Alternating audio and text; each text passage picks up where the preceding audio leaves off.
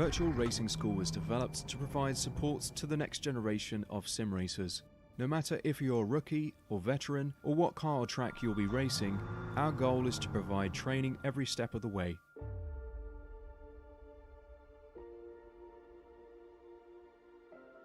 We found that iRacing can be quite difficult without proper training. There needed to be a way to prepare for on-track racing. With VRS, you can literally learn from the best sim racers in the world, including 4-time NASCAR iRacing World Champion Real Falla. And Real Falla is a 4-time champion of the NASCAR Intensifies iRacing Series. 3-time iRacing Grand Prix World Champion Martin Kroenke. Martin Kroenke becomes a 3-time world champion. Rallycross World Champion Mitchell de Jong. Mitchell de Jong is now champion for the iRacing Rallycross World Championship Series. And many other top sim racers. Data packs include everything you need to start learning. Our World Championship coaches create the data packs by setting a hot lap or a series of fast laps for you to compare, analyze, and replicate. Data packs also include a tutorial where the coach points out techniques they use to hit the fast lap. This gives you access to the latest driving techniques and setups before you even hit the track. Sign up for a free account and download the VRS telemetry logger. With this application running seamlessly in the background, your laps automatically start syncing to the VRS website. From there you can analyze and compare 2 laps of your choice, whether it's your data, the coaches, or your teammates. VRS will automatically target improvement opportunities so you can get up to speed even faster. VRS also makes it easy for you to request and schedule one-on-one or group coaching sessions. These sessions can range from 30 to 90 minutes, and you can select the car, track, and setup combination of your choice. Visit virtualracingschool.com today to sign up and get started.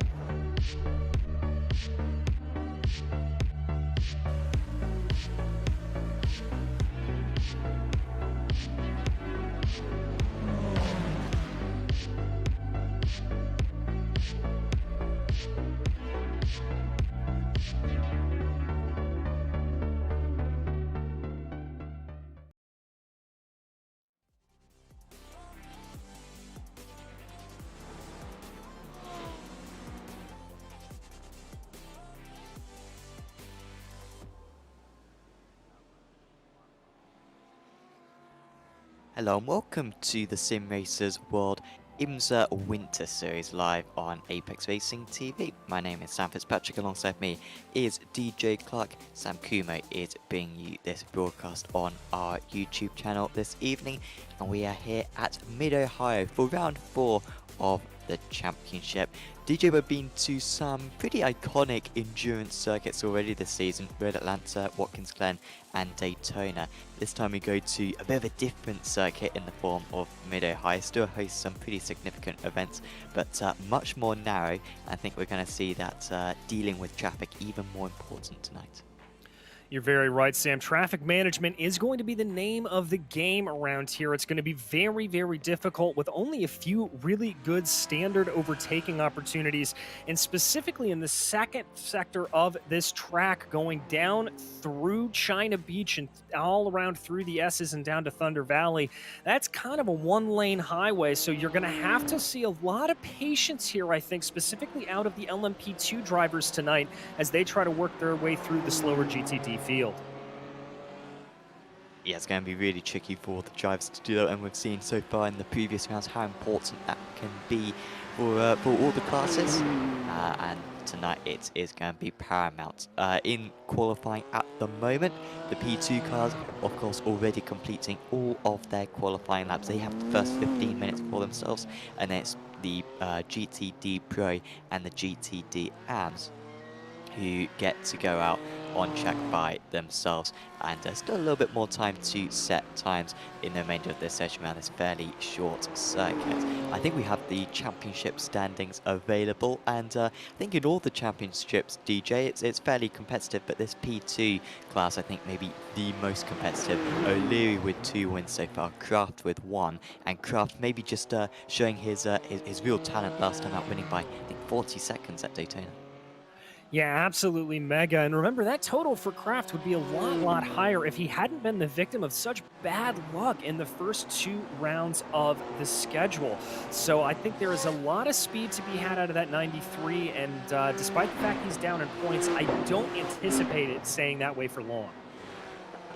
Yeah, well, pretty much draw level if he can win tonight with O'Leary in second place. Those two do seem to be the fastest 2 drivers.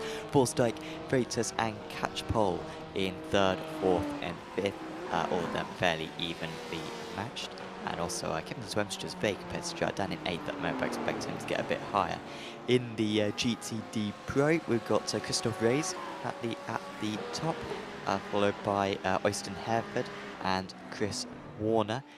Reis in very good form at the moment for Flemish Simsports. He's looking extremely good, but yeah, it's just such a competitive class. But that lead for Reis, it's kind of opened up the last couple of rounds. He is looking quite good, and Herford's going to need some good results to kind of bridge that back. Yeah, he certainly is, and Hereford's had the speed, but today, worryingly, he looks a little bit down on pace, so he's going to have to be really fighting his way forward, as this could very well be a race where track position is key, and Hereford starting in 6th place right now, not exactly looking great for the BMW driver. And there's Kochi at the top of the GTD AM. Kochi seemingly sort of been the fastest driver. I'm surprised he's still got that big a gap, actually, considering that he had a dreadful Daytona round, if I recall correctly, did Kochi. Was resilient, got back out on circuit, used his fast plane, got to the end. Dupin in 2nd place at the moment in that championship. Jason Hodgson, I think, took the win last time out at Daytona. He is currently in 3rd. Edward Knight has shown some good pace, but yeah, another very competitive class. But yeah, Kochi with a decent lead, but with the point system we have in this championship, those standings can change around very quickly as the checker flag is out, and I believe no one's allowed to complete a lap time. I say that because Wood has just completed a lap time and gone up a position, so maybe I'm wrong, but everyone just seems to go into the pits once the checker flag comes out. That no one seems to ever complete their lap times, but well, maybe I'm wrong, because we've got Juraj Valle, who is currently going quick, but no, he slows down, so I'm not quite... I really ought to clarify this. We've been covering this for about 2 months now. I ought to clarify this with the admins. But no, I don't think there's going to be any improvements from here on in. No, I don't believe there will be either. A lot of the drivers just peeling off on into pit lane. Very tricky pit entry and exit around here. That's going to be a talking point for us over the course of the season, although we are watching Kaiser now finishing up his lap as we speak. So I think that was just an outlap, didn't seem to register anything, so Kaiser not changing at all. Very good point with the pit entry, and it's also the shortest pit lane, I think, of the season, I think. It's also a super low fuel consumption circuit. I remember this is probably 4 years ago now, but I think the IMSA official says messed up the fuel limits, and so you could go to the end of the race without taking a pit stop, basically, around here, because there's so little fuel being consumed. So we might even see the GTDs go over an hour, I think, on a tank of fuel. It'll still be the same strategy as not always, though. And then, of course, we've also got the tyre changing as well, which we didn't see tyre swaps last time out, DJ, but I assume around this place it looks quite warm, at least out there as well tonight. I imagine the drivers are going to have to change those tyres midway through the race, at least in the GTDs and probably in the PTs as well. Yeah, I would have to imagine they would, Sam. I'm going to think that they are going to want to do that. As you said, it is a little bit toasty out on track right now. And these drivers, 93 degrees out on track. And this is a track that has a lot of elevation change that puts a lot of lateral stress onto the tires, and they can wear very, very quickly. So I think the GTDs will probably take a tire change on their solo stop. Looking at the 2 stops for the LMP2s, it's really going to be a decision in whether or not you want to take it on the first stint or on your second stop. Yeah, and that was a brilliant strategic battle at Watkins Glen, of course, when we saw that. So it should be really good. There's just the field going through there. You can see Gartson at the top of the GTD Pros. Now, might be really dumb here. Have we seen Gartson a whole lot this season? Because that is some qualifying performance from him. Kochi at the top of the GTD AMS, as he has really been throughout the season in qualifying. At least Hodgson in second place in that category. Stringer and Valet a bit further back. Yeah, Knight struggling a little bit as well. Edward Knight down 34th. Maybe he didn't get a clean lap in, but would have expected him to be a bit further up on the grid there. And also Simansky as well, pro driver, running out the back of our field. And of course it is Dan Kraft at the top of the P2s, as he has been in all the qualifyings so far this season. No surprise there whatsoever. There you can see the ballast. So this is a success ballast based on the previous round's results, and it's a Lamborghini with the highest ballast this time. BMW in second and Porsche in third. If I recall correctly, I believe that's the first time the Lamborghini has had that 25 kilos, DJ. Usually it's been a bit shorter, so it's unclear which necessarily is the best car, and that could be a little bit of a disadvantage, especially for Christoph Reyes, our championship leader. Yeah, it very well could. We've seen the BMW and the Porsche sort of trading back and forth with that success ballast. So this is, I believe you are right, the first time that we have seen the full 25 kilos applied to the Lamborghini. And now the Porsche getting a little bit of the bump as well. So Kraft will take us round these final couple of corners. Watch out for a messy start further back, because of course the pit straight is so short here. Kraft, in fact, could really go at any point here. He decides to hold on.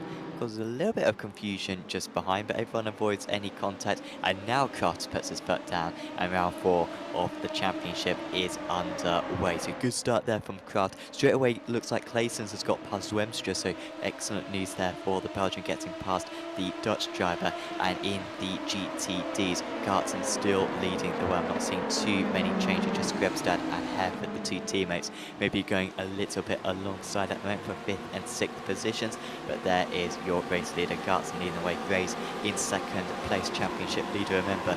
Not so many moves into the keyhole either, just seemingly getting into single bar pretty much immediately in both classes right there. Kochi still at the front of the AMS, and in fact he's managed to put a few more cars between himself and Jason Hodgson, so excellent work there from him. As we've gone off for Kevin Zwemstra, who had a poor start, and it's just gone from bad to worse. Yes, it has, and that looks like coming through madness there, having a bit of a problem. He's going to take a tow on back to the pits. As you see the drivers there now working their way through the S's, focusing in on John Tusting there, jumping up to Peter Claessens, Peter-Jan Claessens, as they work their way. Such a tricky part of the track here, the carousel. You want to take as much speed through there as possible, but the corner just seems to go on forever and ever and ever. It is not a satisfying corner, in my opinion, at least, especially not in these warm temperatures. Yeah, particularly in the GTs, will be a lot of tyre wear, and you really do use that left front tyre a lot around this circuit, so expect the drivers to feeling some pain by the end of their stint. Should be a no-brainer to go for a pit stop tonight, considering that we needed a pit stop at Watkins Glen. Glancing with the first lap of the race, there goes Stringer alongside Knight, who has been coming back up. So Knight, I was saying how he had a poor qualifying, he's actually gained 6 places, or I believe that's 4 places so far. And still he's having to fight. This is Stringer going to lose another produce. That's Stringer staying ahead of Euron Kaiser there. But yeah, Knight's just in front, and Hodgson in second place out of the AMS isn't too far ahead of these guys either. No, he's not, and we can see that battle certainly starting to develop. The 176 there trying to dive down to the inside, going into China Beach. He's going to be forced to back off. He's got to be a little bit careful. That's Szymanski there behind him, and Jacob could very well be on the attack here in that Mercedes if he's not careful. The next best run he's going to have, that's going to be going down into the carousel. Tricky to get a pass done through there, but it can happen. Oh, we've got a Lamborghini off. That is Cooper. Neil Cooper, I think 5th place in the championship, so while usually very successful drivers, and well, I think he's gone a bit too far back there, probably damaging the rear of the car slightly. Now that is a corner where we're going to see a lot of spins, particularly on exit. The car really does like to lose grip on exit, and if you dip away onto the grass, it is pretty much a guarantee that you will spin round. So yeah, that's a bad instant for him, and sets him with a lot of work to do. You can see how much of the track he is behind the race leaders now. You're still staying fairly close. Garton with a 0.6 of a second lead, so maybe opening up ever so slightly over Reyes, who is being put under a lot of pressure by Chris Warner for STR. Exactly, and remember with that success ballast that the Lamborghini has, this straightaway coming off of the keyhole down into China Beach, that's probably going to be one of the areas where they feel it the most. That top speed going to be a little bit limited. The BMW traditionally pretty quick in a straight line, so I would definitely keep my eye out there for some attacks for the Beamer. Now the BMW also tends to be a little bit more planted, a little bit more understeery than the Lamborghini. The Lamborghini can twitch a little bit under braking, and so he's going to have to be very, very careful coming through Madness and through the S's and over that ever tricky turn 9 that you talked about earlier, Sam. Yeah, and certainly going to have to be thinking about the tyres as well. Can't help but feel like track position in a scenario like this when they're so close. I'm sure they are thinking about that tyre preservation already. I'm sure they'll, well, yeah, I assume they will go as far as possible in this stint, but I don't know. It's a bit of a question for them to answer, because of course they can go an hour, of course, but of course if you want to even out how much you use the tyres, if you want to use your first set as much as your second set, then you should really pit on the 50 minutes. But obviously that means that you're going to take longer in your stop, because you'll have well, you could put less fuel into starts, and that will mean that you have more fuel to put in at your pit stop, or you could yeah, pit early, but then of course you would be on higher fuel. So once you come out of the pits compared to your rivals. So yeah, lots of strategy to work out for these drivers, as certainly if he was jumping back at all, Christoph Rees, he is right back onto the tail now of Callum Reed Garton, leaving the altitude Esports driver absolutely no space there. And behind them, it was actually Oyston Hereford who set the fastest lap of the race, and he's 1.7 seconds behind this train of cars. Yeah, Hereford trying to catch up to the back here a little bit in that BMW, because he is trailing off there, but as we focus on continuing on Chris Warner.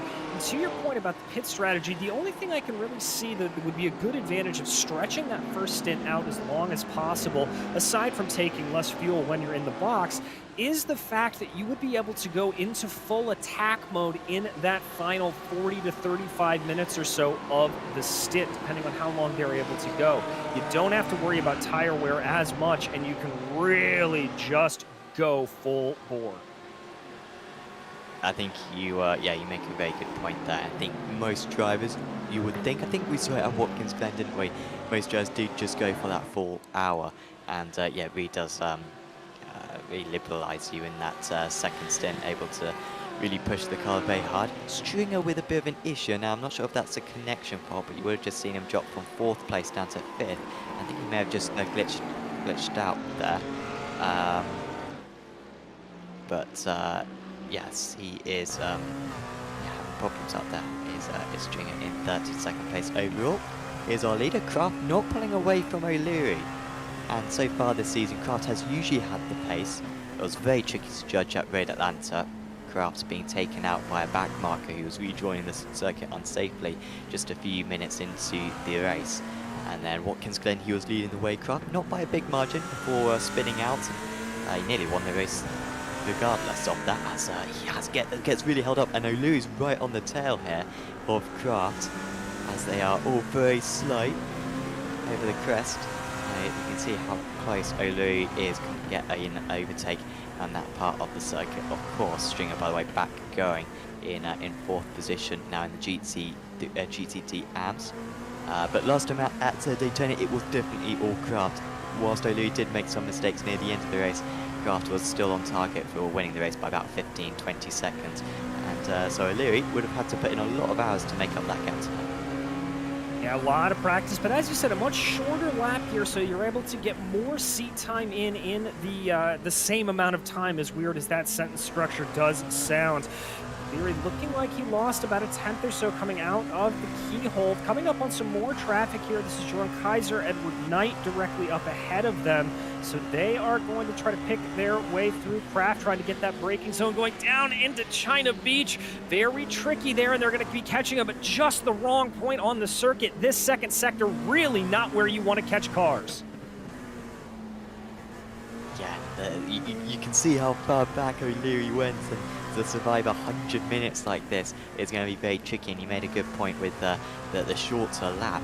Of course, that will mean that we just lap these GT cars more and more. And of course, the main advantage for these PT cars is through the corners. Down the straights, the PTs definitely have an advantage, but it's not nearly as much as you have around these long corners. You can see the extra grip that they have available as that super close contact for the leader.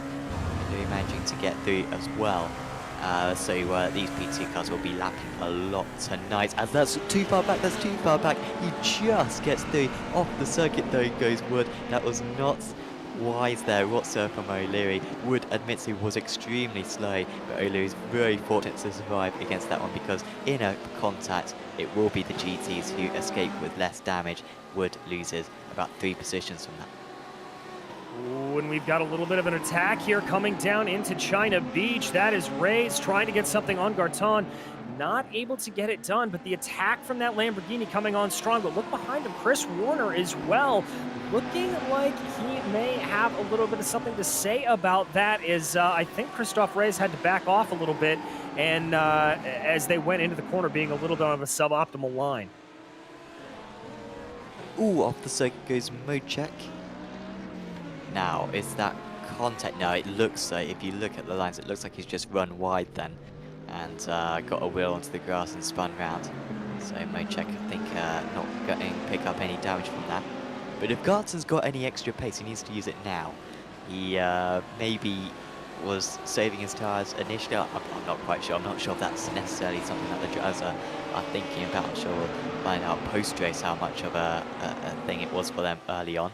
As we see, Crafty's been able to put quite a gap now between himself and O'Leary, and he should be able to pass all these cars by the time that they get to the middle sector. So this could be a real opportunity for Kraft to put some distance to the second place man, as he gets past the top 2 right there. That's one tour of the GT cars that he's been able to get past. Let's see how far O'Leary can get up. He can get them all. He's going to get past Reyes, and it should be fairly easy past Garton as well on this part of the circuit. Hereford ahead of Grebstad. Now that is between teammates, to be fair, but they have been, Hereford has been catching up very quick, and he does make that mistake.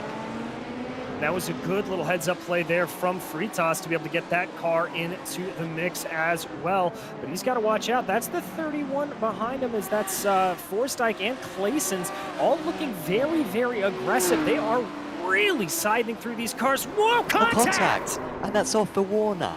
And many of the other GT cars as well, I think, got involved in that one. Clayson's as well in the P2s. And this could really shake up our order now, because it was a super competitive top kind of GT battle. But that has definitely been disrupted now. Hereford managed to get through it cleanly, but there's Warner, possibly with damage. Does he make a beeline to the pits? No, he's going to try to stay out there. It's Chris Warner.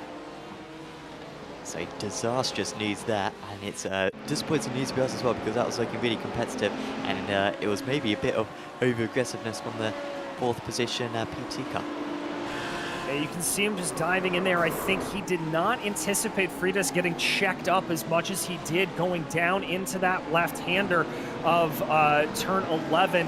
And that's really what just kind of caused a domino effect there of Fritas getting put offline just a hair, and everybody getting sent around as a result.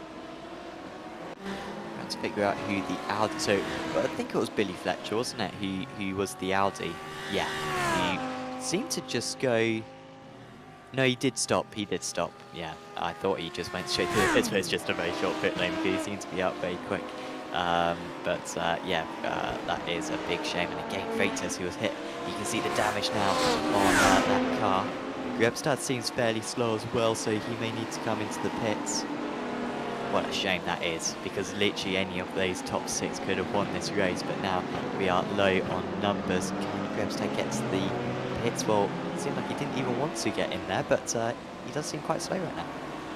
Yeah, he seems very slow, but starting to have a little bit of an attack here on Sufi up ahead of him. He's going to try to go to the inside of turn 1. That is a very tricky area to try to get a pass done, even in a same class machinery behind them. That's Paul Gosling. The Mercedes of Nathan Healy is around.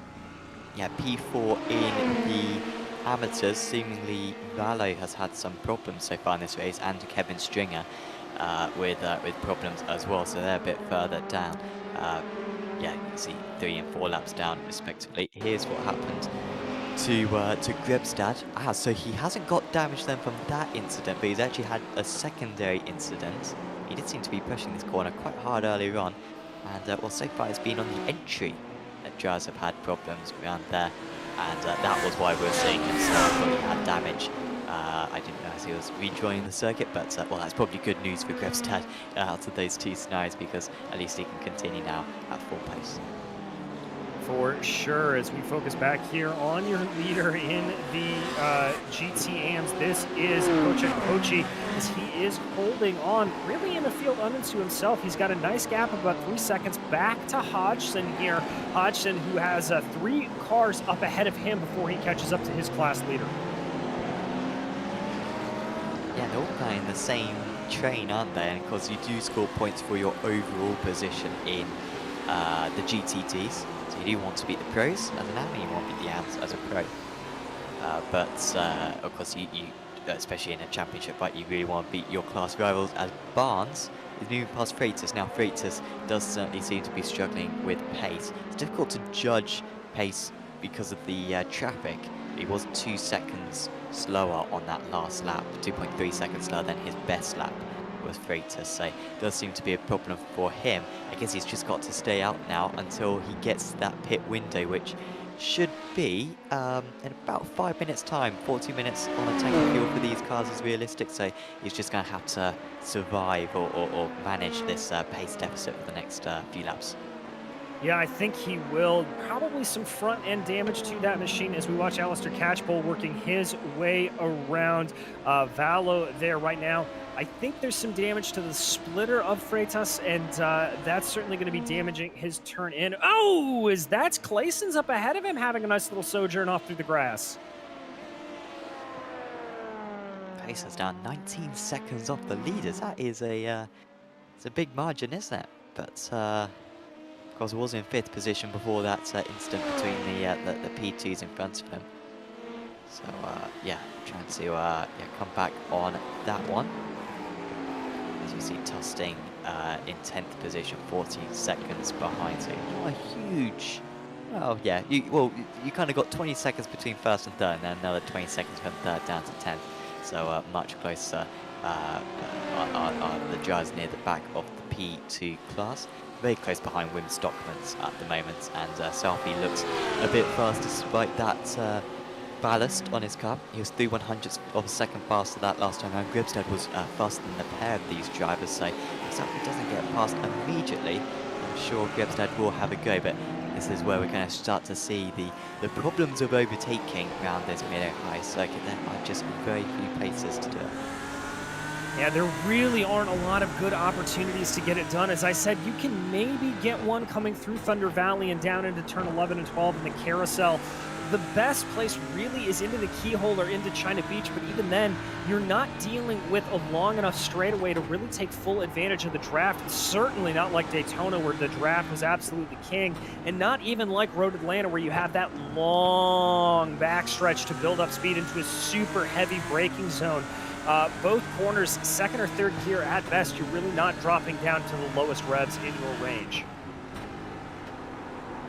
It's a little bit late for me to bring this up, but thanks to Bart Delman for letting us know that the drivers are forced to do an in-lap in qualifying for broadcast reasons.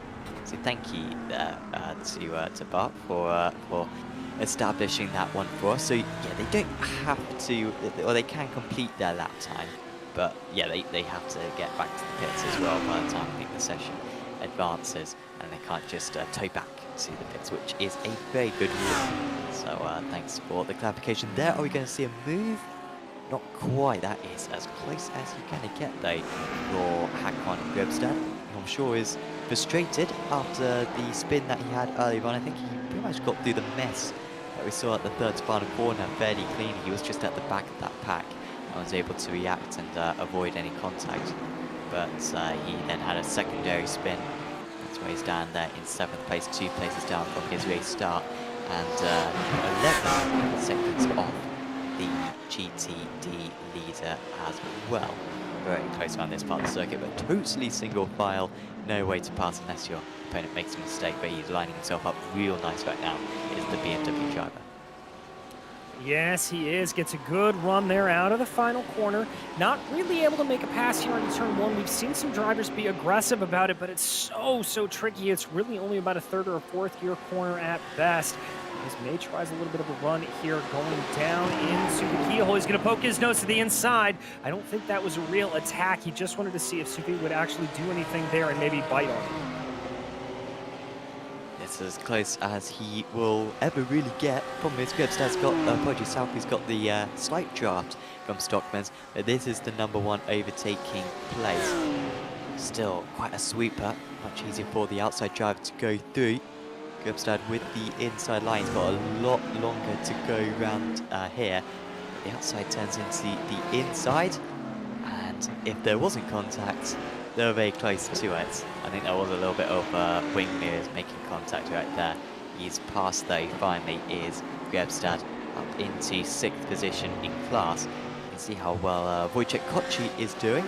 Top of the amateur drives, mixing with some of these competitive pro drivers. Yes, he is, and still has that 3-car gap between himself and Jason Hodgson there to be able to pull that out as the leaders once again come back through the field. Now, before they came on traffic, Sam, Daniel Kraft had been able to expand that gap out to about 2.5 seconds or so, but now that they're on traffic, O'Leary doing a better job of sizing his way through. Oh!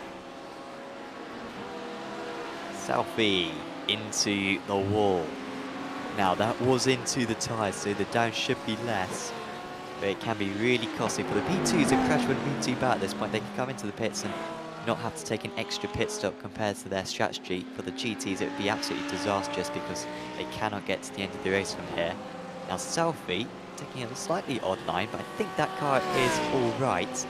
And we've seen a lot of drivers flirt with that. You pointed it out earlier on, DJ, with one of the drivers running wide at turn 1. And if you keep on doing that, keep getting onto the grass, it's only a matter of time till you spin it into the inside wall. Exactly, and part of the reason that it's so easy to spin it wide there is because of that inside curbing. That is right the divide between the pit entry and the pit exit and the actual racing line. And if you are on the racing line and get a tire up onto that yellow curbing, it can completely throw off the weight transfer of the car and send you out oversteering, as we've got a good battle out on track. Yeah, I think Sarki's got damage after all from this one. Oh, here comes the P2. That's not a good move. 3 wide. Wow. Good. Well, in the end, good stuff. But that could have been gone very badly as Safi. Oh, he can barely turn around the right-handers. He is going to have to make an extra pit stop then. So, well, yeah, there's no point in taking tyres from this one. There's not even any point in taking fuel, honestly. Oh, wow, he's on the first pit stall. I think his Southie's trying to get in. Or, certainly one of the first. But, now he's trying to reverse back. He needs to be careful not to get disqualified in this scenario. This is absolutely painful stuff for the Belgian. He is finally stopped, and hopefully he's got everything unticked. There's no point in taking tyres right now because you don't want to do an hour and 20 straight on a set of tyres if you can possibly avoid it. Here is Dan Kraft really getting held up, but he manages to muscle his way round, and you're absolutely right, Kraft managing to open up that gap, but it's quickly been decimated by the traffic. And I like that move there from Kraft, trying to get around your GTD Pro leader of Garton there quickly and trying to dispose of him before they get to the carousel. That's going to give him a couple of tenths of a second of an advantage now over Thomas O'Leary that he'll be able to work with. They do have Valo right up ahead of them. That is a GTD AM driver, able to dispatch of them pretty quickly. Not going to slow down Kraft or O'Leary. We know how powerful that P2 draft is. I wonder if you could ride on board with O'Leary just a moment. He's a little bit far back, but at least at Daytona, it looked like absolutely insane amount of slipstream that you could get. And you can see here, down this straight, probably about a 1/10.5 being gained by O'Leary on Craft from that distance back. We'll probably need to be within, well, certainly 0.4 of a second coming out of the keyhole in order to be close enough. But I think the start of this race has gone fairly well for O'Leary. I think the concern for him would have been that Craft would just drive off like he did at Daytona, but that has not proven to be the case. And undoubtedly the traffic going to be much more important than it has been in the previous 3 rounds. So the drivers will start to spread out. They've got Tustings just in front of them. He's had an off. They will just need to keep an eye out. In fact, he is a long way ahead. They've got totally free track. You can see that pretty much half the track's still not being used. Yeah, but rest assured that will start to come down a little bit as the gap, my goodness gracious, between O'Leary and Claeson's just continue to expand. It's almost 20 seconds at this point. So these two really up into a race all into themselves. And even Claeson's, he's got a nice little healthy advantage of about 5 seconds back to John Barnes.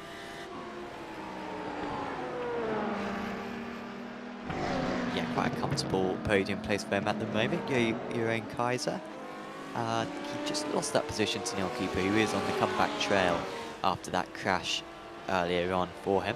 Here was how he managed to get it done. This is an unusual place to get it done. Must have been a mistake from Kaiser, or his P2 has got involved. Kaiser running a bit wide onto the grass. Now this is very scary territory for anyone who's trying to get past in this now, because he needs to make sure that the rejoining car doesn't rejoin unsafely. But credit to the Team Mad machine, did a good job on that occasion. Stockmans and Grebstad are in a very tight battle, 1/10 of a second gap. For a moment, Grebstad was able to get ahead. He's going to try to have another fight at the cherry as this time, and this time he is past. So he's up into 5th place now, Grebstad, 13.8 seconds off the lead. Was in the lead pack earlier on before his spin, and he's got a bit of cleared track in front of him at least now. He does, but that was very disastrous for Alistair Catchpole, who was stuck behind the two of them as they were battling through madness. And that lost a couple of 1/10 of a second there to Miguel Freitas behind them. Remember, Freitas on that recovery drive after suffering damage. You can kind of see it there on the left front. That splitter just at a slightly odd angle as it comes around. So Freitas is really just going to have to push as hard as he can here until this first pit stop to hope to get that car repaired. Seemingly Dan Craft has made a mistake out on circuit. He lost for nearly 5 seconds to the race leader through sector 3 on the previous lap. So Craft now 4.1 seconds off the lead. We saw a mistake early on at Daytona being costly. That was because of the draft. You could probably had the pace to stay in the draft, but it kind of cost him quite bad on that occasion. But this is by himself. Oh, wow, apologies. So Louis, apologies, he's taking the lead. I was just looking at the gap. So Craft with a mistake then, dipping a wheel onto the grass, and O'Leary takes the lead of the race. Now Craft was able to take 3/10 out of him on that last round. Look at that purple lap time, but that is not a mistake that Dan Craft could afford to make. No, it was not, and we've seen the skill with which Thomas O'Leary's been able to dispatch of some of these lapped cars, so this could really come back to hurt Dan Craft here. It could really come back to bite him unless he's able to put the bit between his teeth and really push right now. We anticipate these LMP2s probably coming in for their first pit stop within about the next 5 to 10 minutes or so, and so he is going to want to try to be as close as possible behind O'Leary when that fires off. If you could get the track temperature and all the other info up on screen, so it gives us a bit of an insight of the decisions with tyres and such. You can see it's currently 4:30 in the afternoon, so it's only going to get cooler. I think in that scenario, DJ, you'd want to take your tyres at the first stint, because this is going to be as bad as the tyre wear gets. Oh, contact there!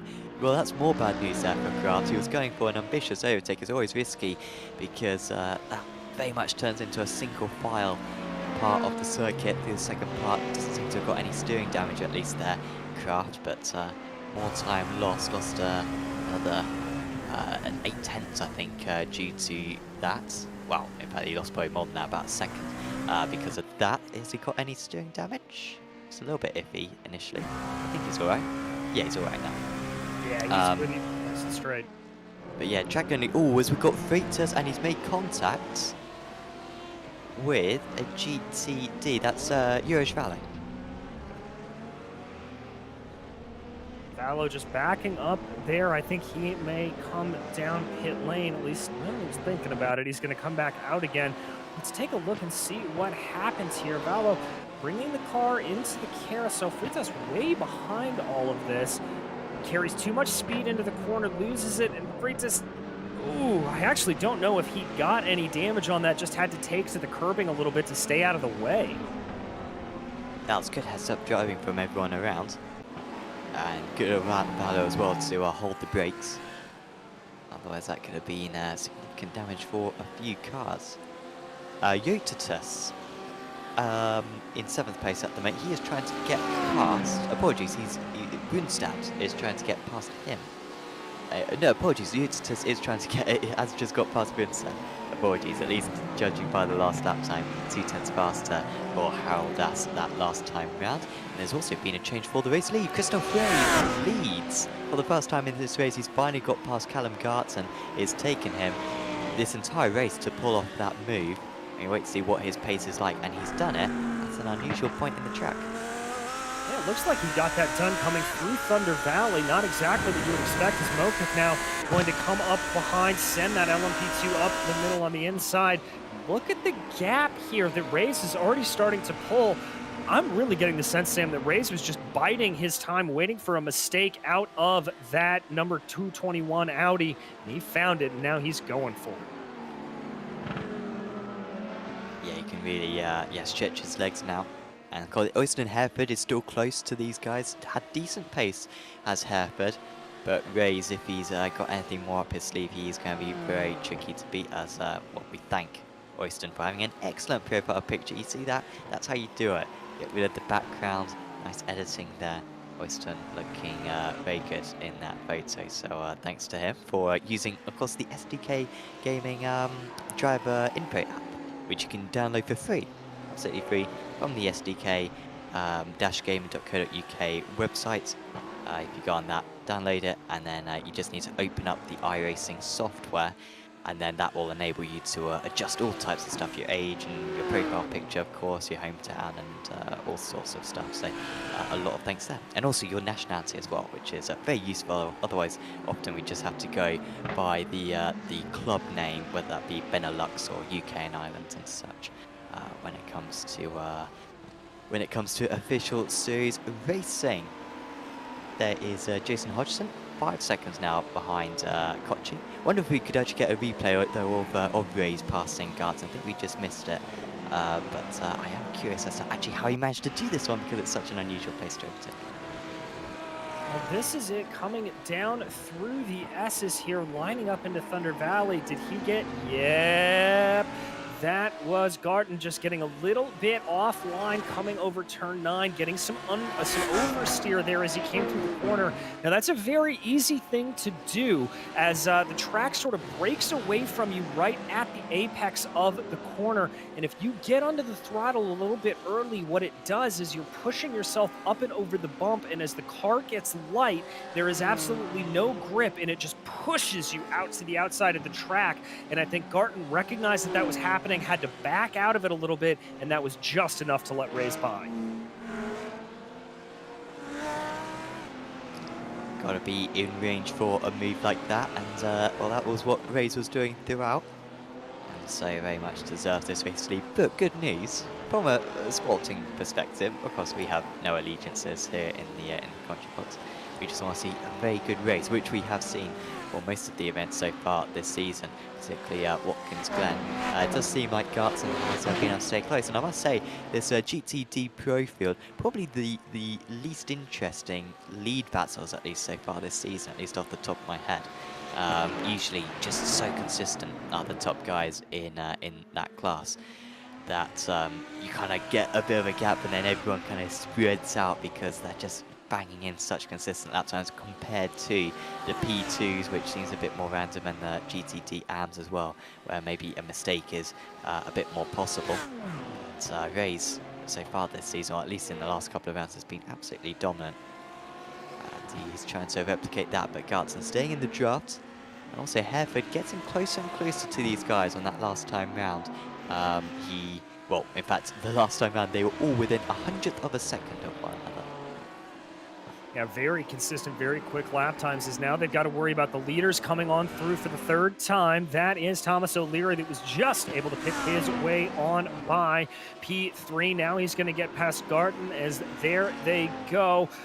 He's going to try to go around Rays here on the outside. That's going to be a little bit difficult, but he's able to get it done using the higher downforce of that LMP2 to his advantage, and he is going to have some clean track for a while. Yeah, you see how far behind Kraft is. Did he make up any time on that lap?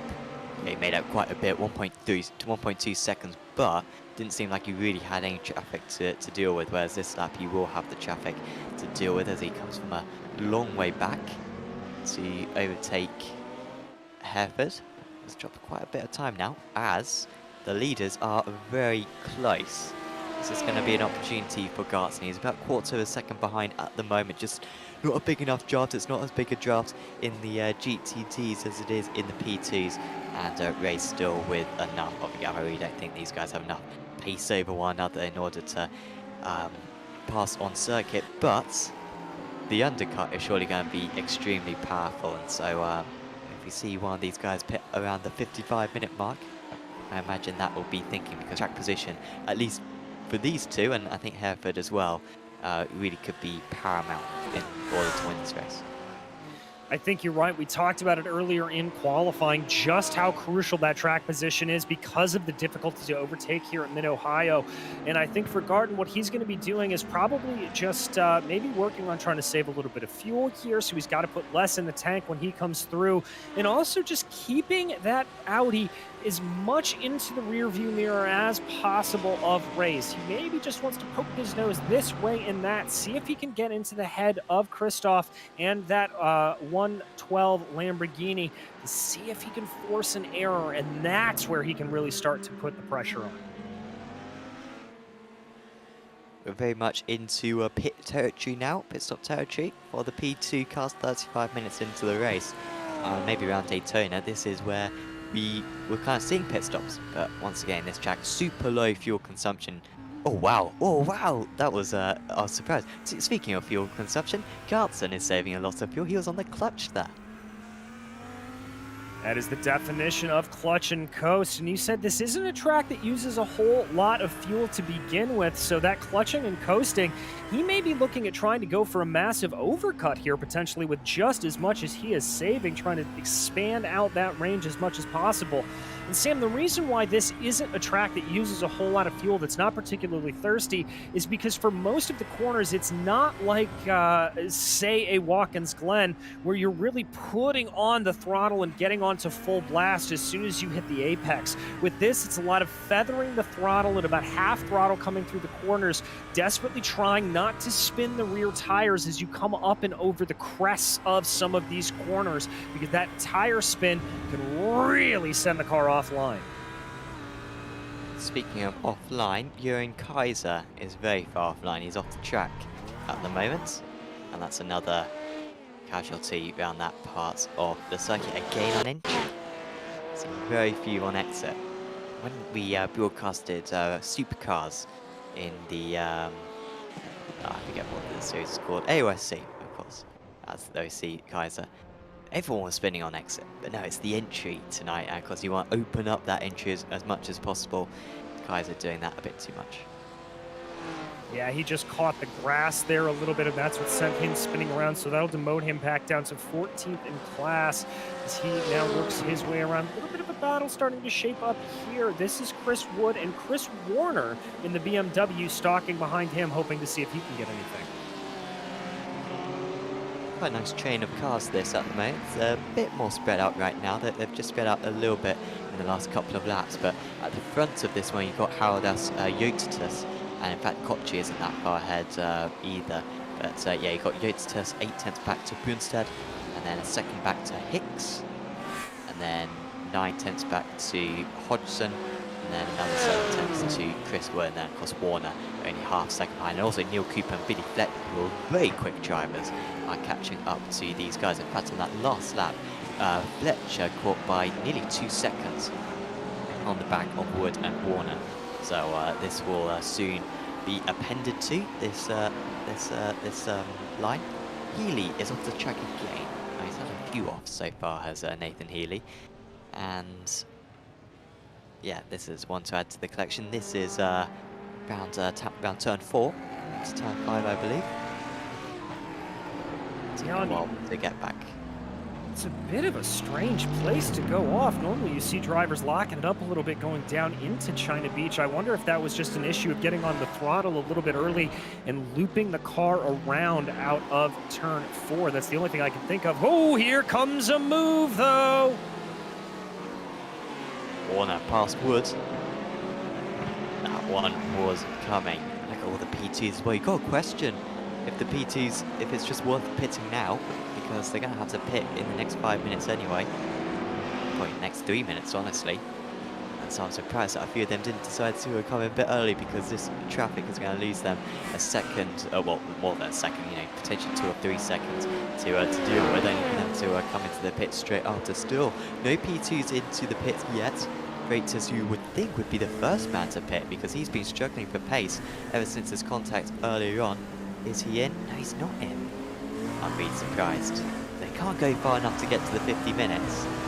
They are going to have to pit in the next, certainly next 5 minutes, and yeah, next couple of laps, I think. Most of them, unless they really have been deliberately fuel saving, having 4.5 seconds to get between the top 2. Looks like Warner is going to get past Hodgson as well in the GTDs. Now that is amateur versus pro, and also Neil Cooper was again past Chris Wood. So Wood's going to have a few tough laps here, because he's already been past Warner. Now it's Cooper, and next up will be Fletcher.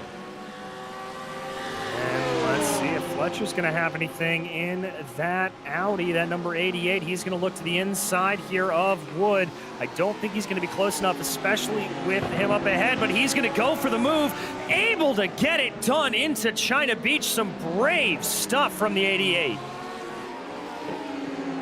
Up to 12th now, Billy Fletcher.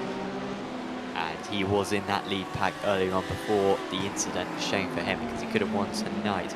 He's 29 seconds off the lead, so no chance at winning this race. But all these guys, really, Warner, Cooper, Fletcher, all very competitive drivers, could be upwards of, could they maybe catch up to Stakiokas by the end of the race? That might be pushing it a bit too far, but maybe top 6 for one of them, if they can really get through the traffic quick. Still, no P2s in. No, we do have a P2 in. It's Dan Kraft, so that is the first one in, and really just exhibiting how far the fuel will go. And I think at Daytona we're only making about 35 minutes on fuel. Tonight we've got 40.5 minutes for Kraft, and we'll be upwards of 42 minutes for some of the other drivers. Now we wait to see if Kraft is going to take any tyres. That is, I think fuel should take about 20 seconds or so, so if he takes much longer than that, then that indicates that he is taking tyres. Indeed, waiting to see if that car pops itself up onto the jacks, as well as another clear indication. Still waiting there, Kraft stationary in the box, that pit timer continuing to tick down. Also, Fletcher getting past Cooper, so Fletcher looks really quick, because Cooper's a quick driver. Fletcher does still look quicker. Some of his lap times have been very impressive. So Kraft is out then, 31.38. So I don't believe he took tyres in that, because tyres take about 27 seconds, I think. So we'd imagine this is going to be quite a short stint now for Dan Kraft. Probably take him to sort of the hour mark. Yeah, really short stint, I imagine, because you want to, of course, have a fairly even amount of time on both sets of tyres. O'Leary continuing on. This is remarkable, and I mean, if the PTs can go this far, watch out for the GTs to, I mean, have the potential to probably go to about an hour and 5 minutes. Yeah, they can really stretch that out, and I think for them, then the issue is going to be that tire decision, as we talked about, as we watch here Catchpole trying to see if he can maybe get anything on the what will presumptively be the second place driver, Dan Kraft, up ahead of him. Catchpole obviously on a little bit older tires there, if we are correct that Dan Kraft did take some new rubber onto his LMP2. Yeah, I believe Kraft did not take any tyres, I think, just because, yeah, the 31 seconds Seems a little bit too short, I imagine, for that. Oh, off the circuit goes Krebstad. Oh no, well that's into the wall. Now he can get to the end of the race from here, so if he's got damage, it wouldn't necessarily be the end of the world, because we know that the drivers will be going over to about an hour on a tank of fuel, so we'll see if Krebstad wants to come in straight away. He's already dropped behind Kochi, he's got Yotitas behind him.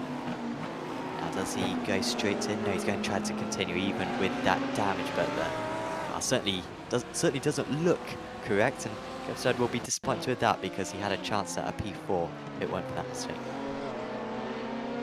Yeah, he certainly does, and this is what happens coming in there. There you can see the 96. Oh, I think that was a little bit of ghost contact there with your overall leader, Thomas O'Leary. Now that's a decision for O'Leary. Does he take the fast repair? That would have caused a bit of aero damage for O'Leary. Does he take the fast repair now? Does he save it in case there's an incident later on? You'd think, considering he's in the championship battle, he's going to have to save it because a crash later on would be costly. So that could be some time lost for our race leader as Barnes is into the pits. Warner re-entering the circuit. Now that's very early for Warner. Did Warner have damage? I don't believe he did he? I don't believe he did either, Sam, so this may just be an alternate strategy for Warner to see if he can maybe take the earliest of stops here. We know those cars can maybe go about an hour and 5 minutes or so. That's kind of what we're theorizing out to. So he should only have to go about 55 minutes here at this point. So we should be able to make it to the end, but still a bit of an early stop.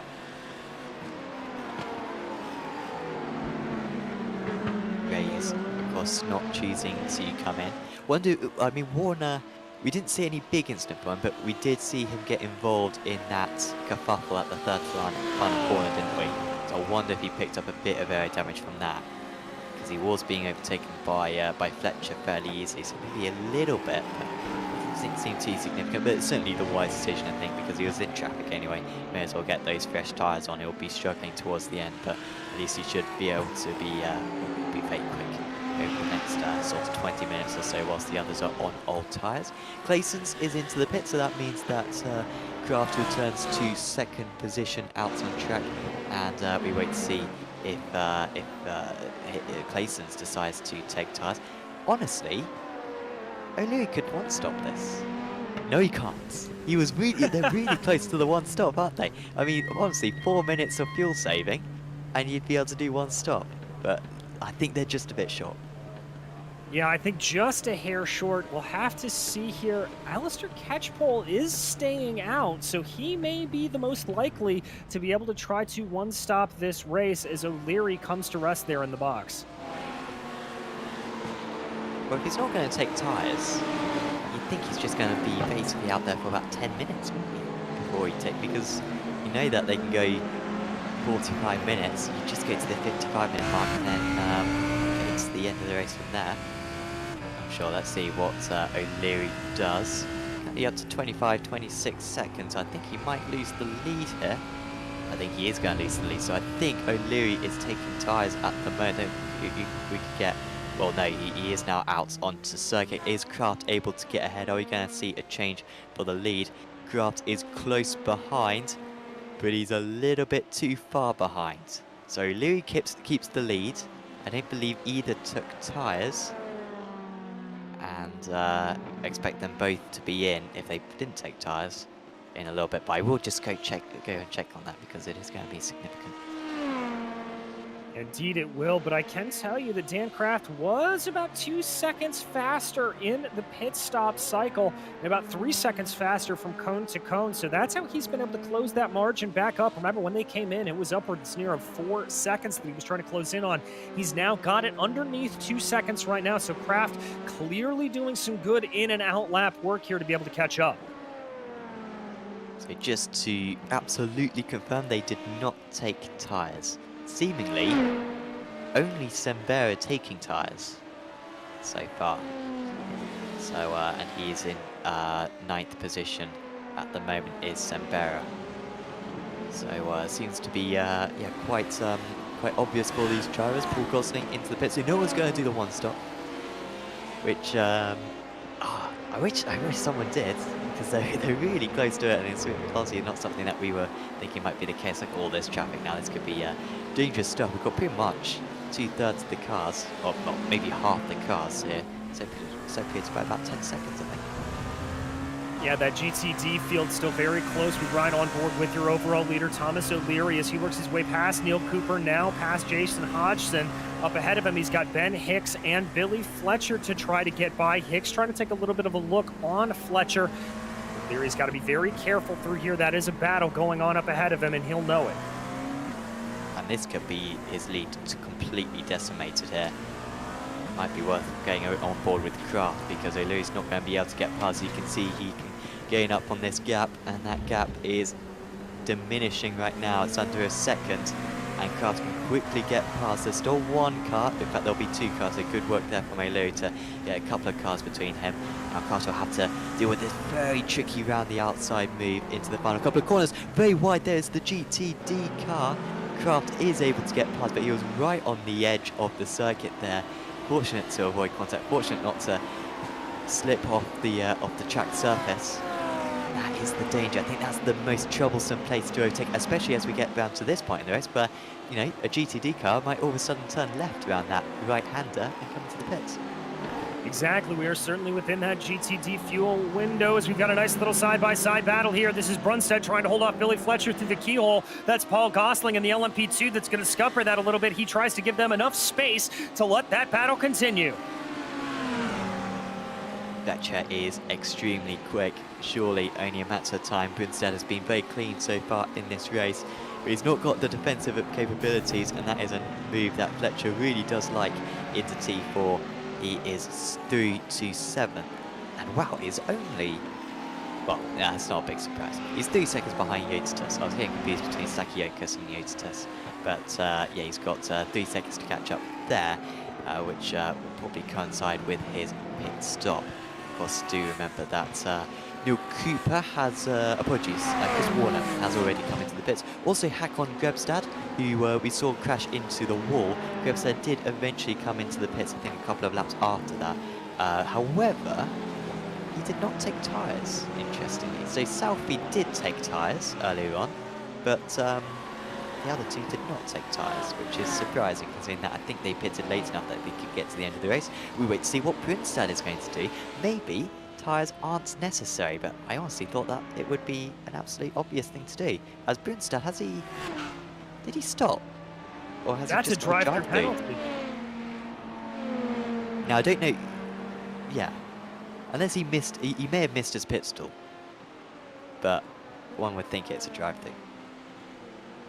Yeah, I mean, we did see a little bit of bumping and banging on that last lap, so it could be an incident limit violation potentially, but we didn't even see so much as a flick to the inside to look for the pit stall, so I've got to think that was a penalty.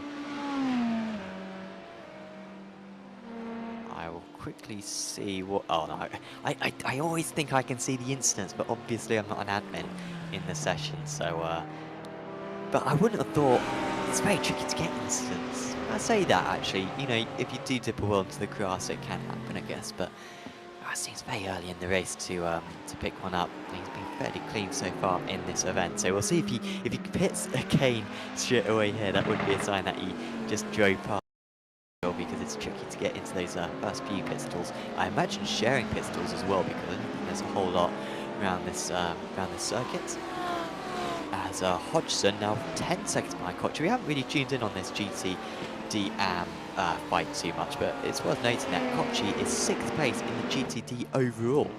Hodgson is 11th place in the GTD overall. Okay, so he did miss his pit stall. Brunstad gets in. He wasn't going to miss it that time, but he's basically given himself a drive through there. Probably lost about 15 seconds doing that. As Cooper has had a problem, he's into the wall, and that is with a P2 car as well. Now, who is that? John Tusting. Ooh, and that is coming through the keyhole. So I've got to think that was a contact-laden incident. Not looking exactly great there for Tusting. Let's watch this. Gets onto the grass on the outside.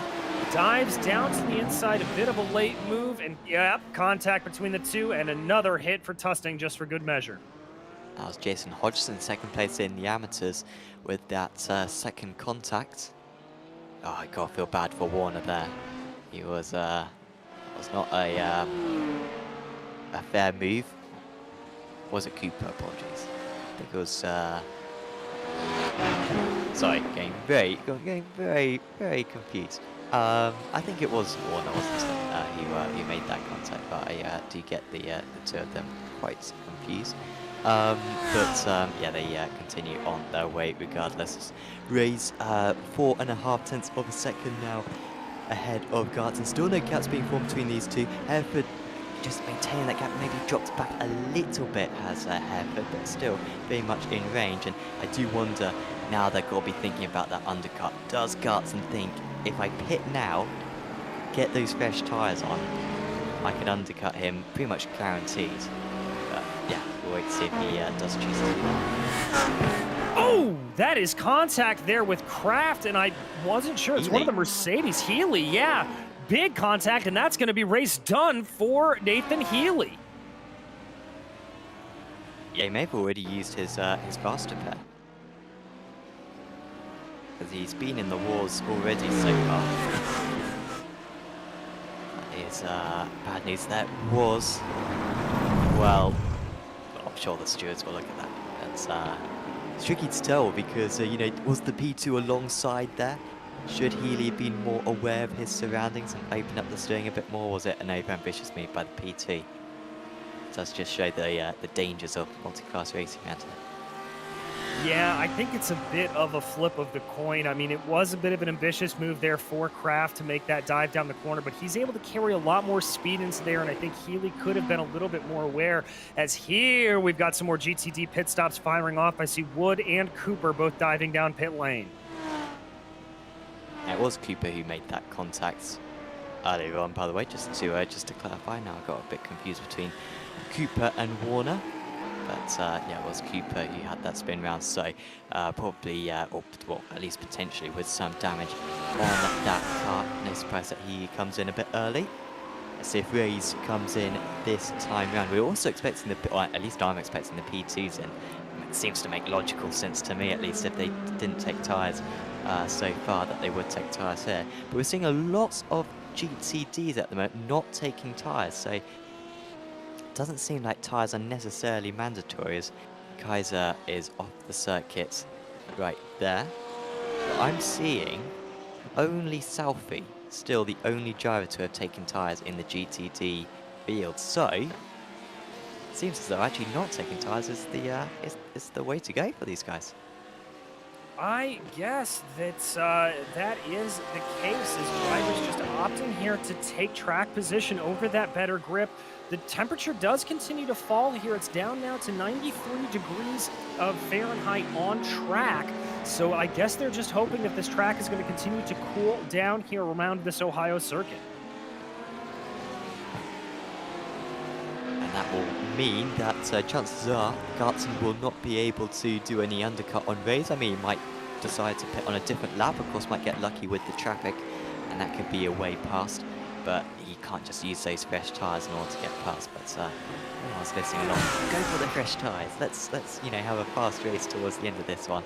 And I am very surprised that yeah, tyres were not mandatory. As Yotatus, oh no, that's Yotatus off. He was ahead of Fletcher. That gap was coming down. But that is, I think, the first mistake that the Audi driver has made so far in this race. He drops to 7th because of that. Fletcher can move on to Wim Stockman's now as the next car up the road. Next car up the road, he's going to try to focus in. He's got about 5 seconds to try to get it. Nice little battle here between Cooper and Warner. Warner just able to get himself ahead. Cooper, of course, having that spin, dropping it behind Wood. So kind of doing that move for a second time in the space of about 10 minutes. A quick shout out to SDK Gaming, by the way, who provide our overlay that you see up on screen. The panel on the right, just one of the many options for displaying stuff on the SDK Gaming app, as you see the leaders now come across these GTD cars. And of course you've got the chat map as well up there. You've got the timer tower on the left using the very sophisticated multi-class option as well. so much customization on SDK Gaming. You can use it as a heads-up display for whilst you're driving as well. But really, it's most useful for when you are doing broadcasting.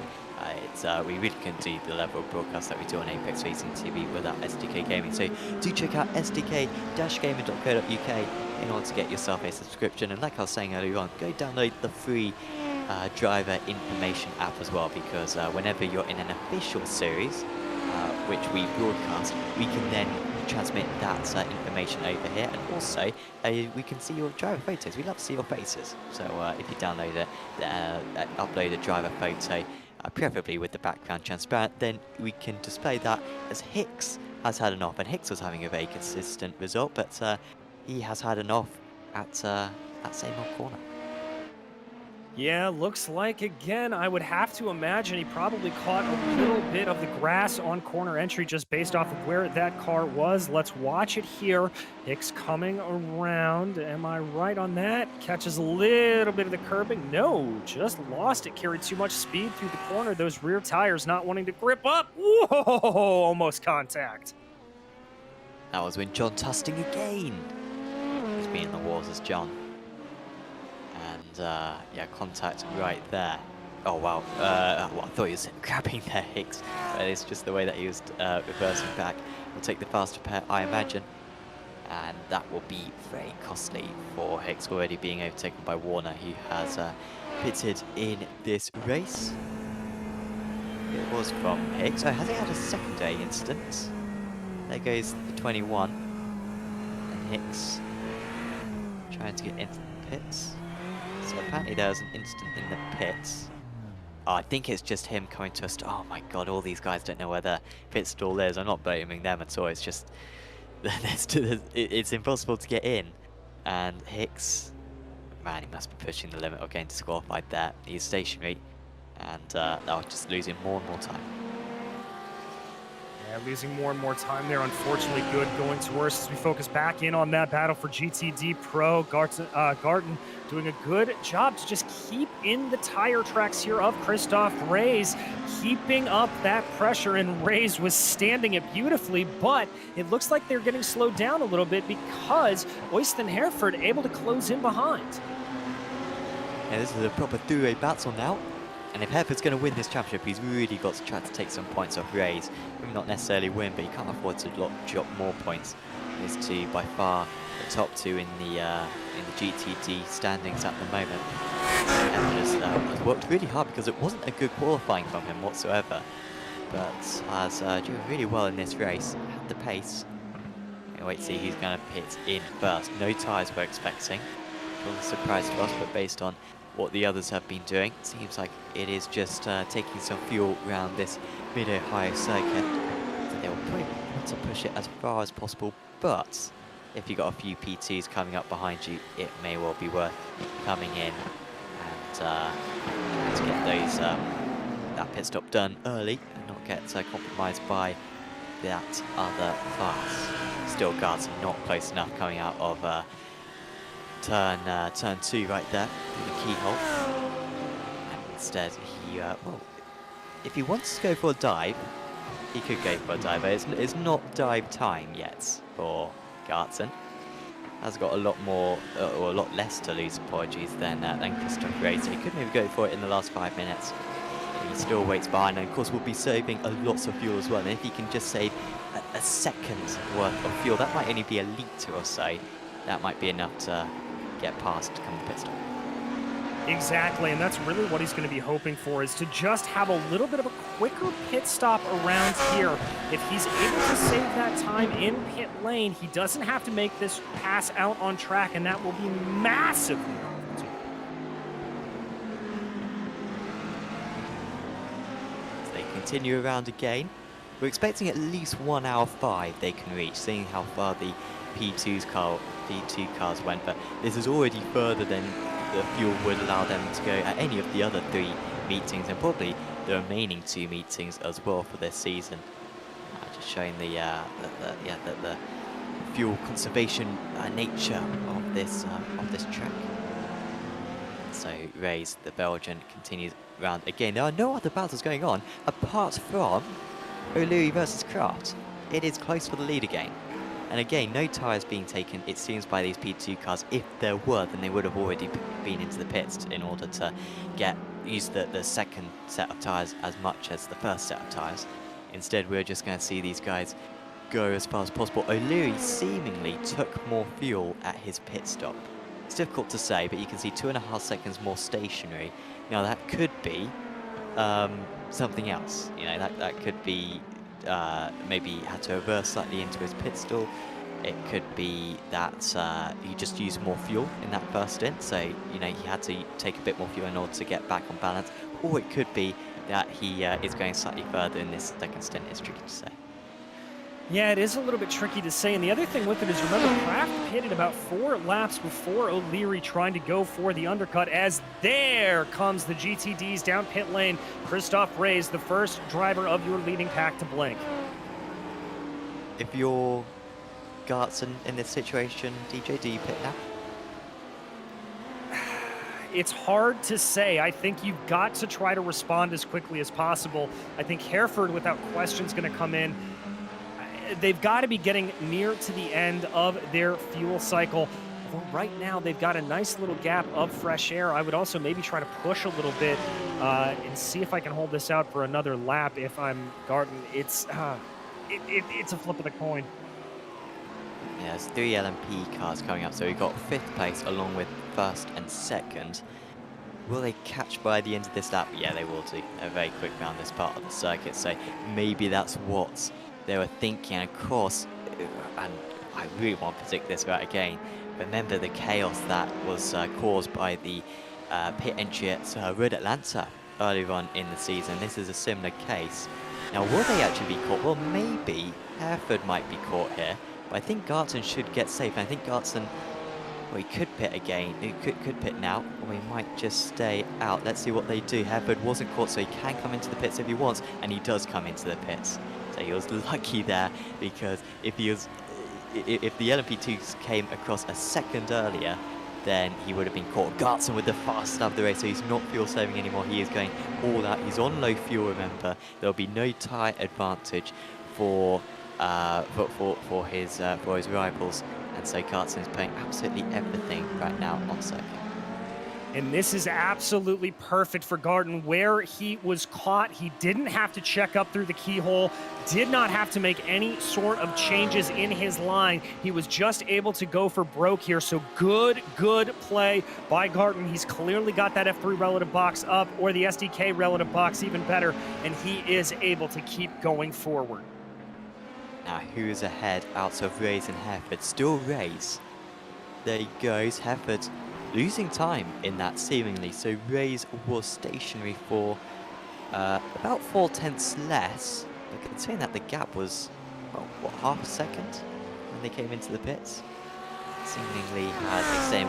Wasn't a particularly good in-lap. Well, it didn't look like a very good in-lap for Hereford, but I'm just putting that in comparison to Gartson, who set the first lap of the race, as Gartson's got a bit of traffic to deal with.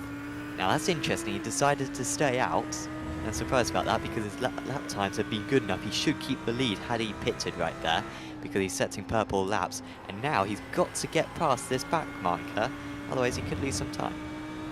And that's Neil Cooper directly ahead of him. He has got to send this into the keyhole. He's going to be able to get on by. His line will be slightly compromised there, but he'll still be able to get a good exit, and that's what he needs. He's now got some clean running ahead of him. No LMP2s coming up from behind. Yeah, this is a totally clear lap now, isn't it, for him? So this is excellent work for him. As Kochi's into the pits now, he does find his pit stall. Good work there. Hodgson is off the track. Oh dear. And that's a tie back, so that promotes Knight now into 2nd position. And Hodgson, what has happened to him here? Oh, well, he's already off the track. Just lost it going into China Beach, locked up. Does he catch a little bit from somebody up ahead of him? No, didn't look like he had much damage. I think he just wanted to call it a day. So maybe, already something going on here.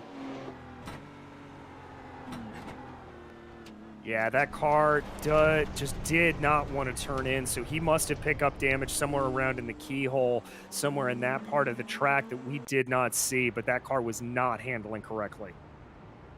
Ah, he has run out of fuel, it seems. Oh dear. Well, we know how far the fuel goes now. It's about 1 hour, or however far into the race we were when that happened. Dear me. Stakiokas, Gartson! Or Stakiokas, apologies, into the wall. Gartson is still in the lead, so Gartson maintains the lead. But Stakiokas has gone hard into the wall there. That's just in the background. Now, he has not made his pit stop yet, thank goodness for Stakiokas. That won't completely ruin his race, but he was running in a very impressive 4th place, and that might just put that in jeopardy now.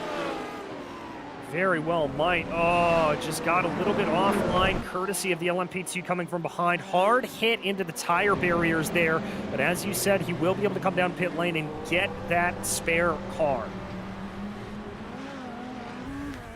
Gartson's pace, by the way, absolutely exceptional. If he keeps this up, as yeah, we see the steering damage for Stakiokas. Now that will put him behind Grebstad? Yeah, we'll put him behind Grebstad. And maybe a couple of others as well. News for him. Gartson continues. Wow, this is insane how far the field goes. He's got a real comfortable lead. He was, yeah, just doing mid-21s. Meanwhile, Hef is struggling to get into the 21s. Grebstad in the mid-22s. Gartson has just been holding back this entire race, it looks like, in the Attitude Esports car. Should he pit now, I think he will have a 3 or 4 second lead.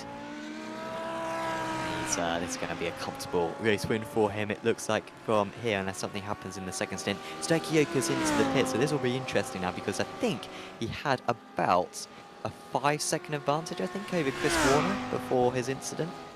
Apologies, 5-second advantage over Grebstad. Oh no, he's gone way over Stakiokas, and his pit stall isn't even early, and that really is pushing it for getting disqualified there from Stakiokas, who does now get stopped, gets the car fixed. But that is possible for him. Very costly indeed for him. He is not going to be happy about that at all as they work their way through. This is a little bit of a battle. This is Fritas trying to come up behind Mokik right now. Mokik, who has taken his second stop, it should be noted.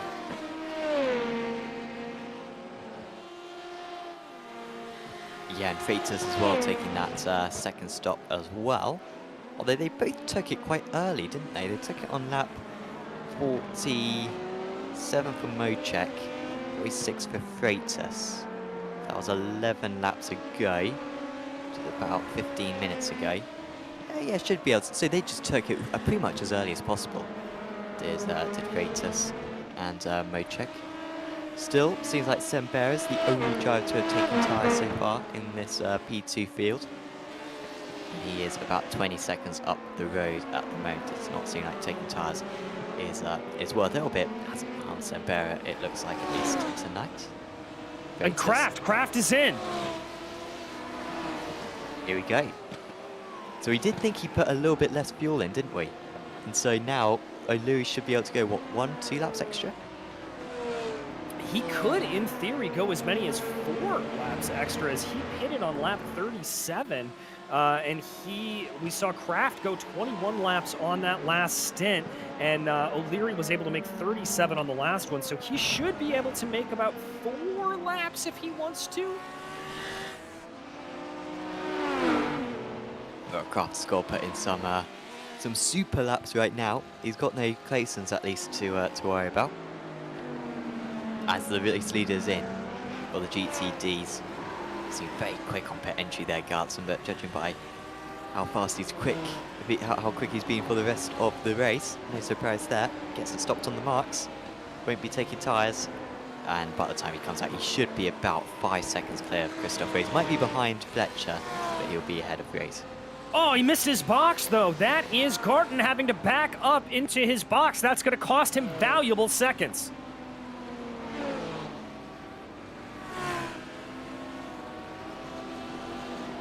Go, we're waiting for him still. This is ticking up, 28, 29, and this could be the change then.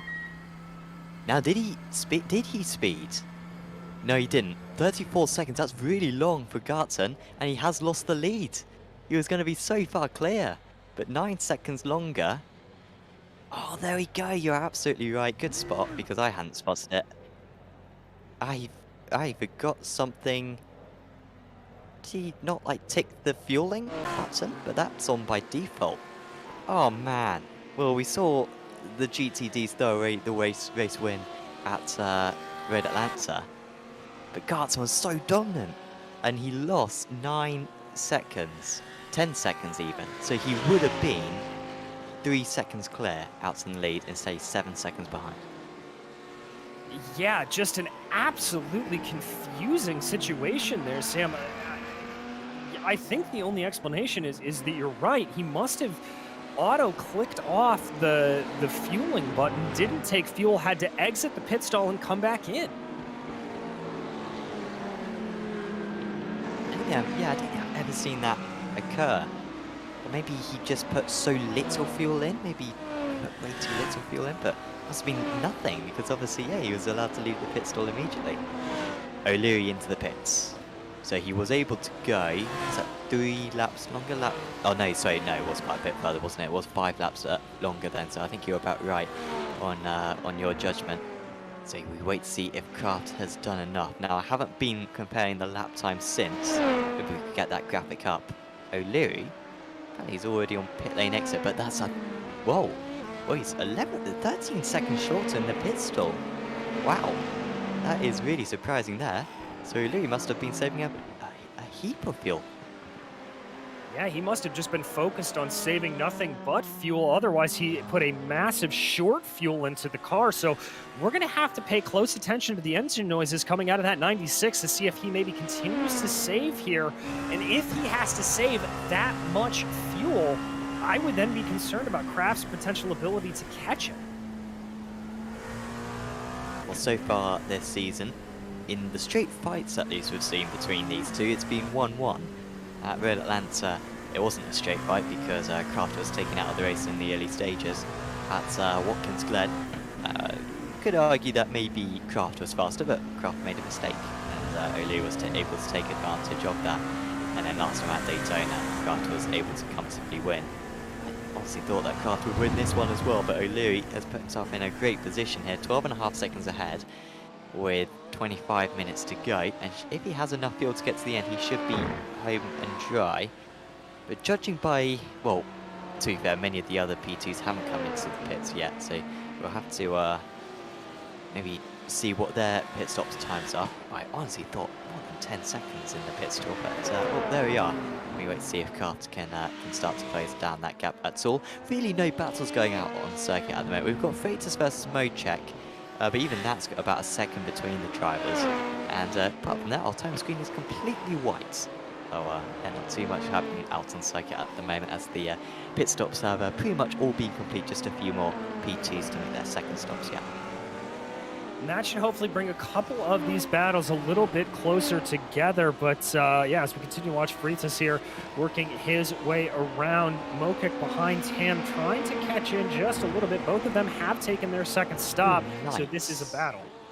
So, sorry to interrupt, just seeing Knight's off the circuit, second place in the AMS. Doesn't lose any positions there, Knight, but well, in fact he did actually lost a position to Uren Kaiser, but no one in his class at least.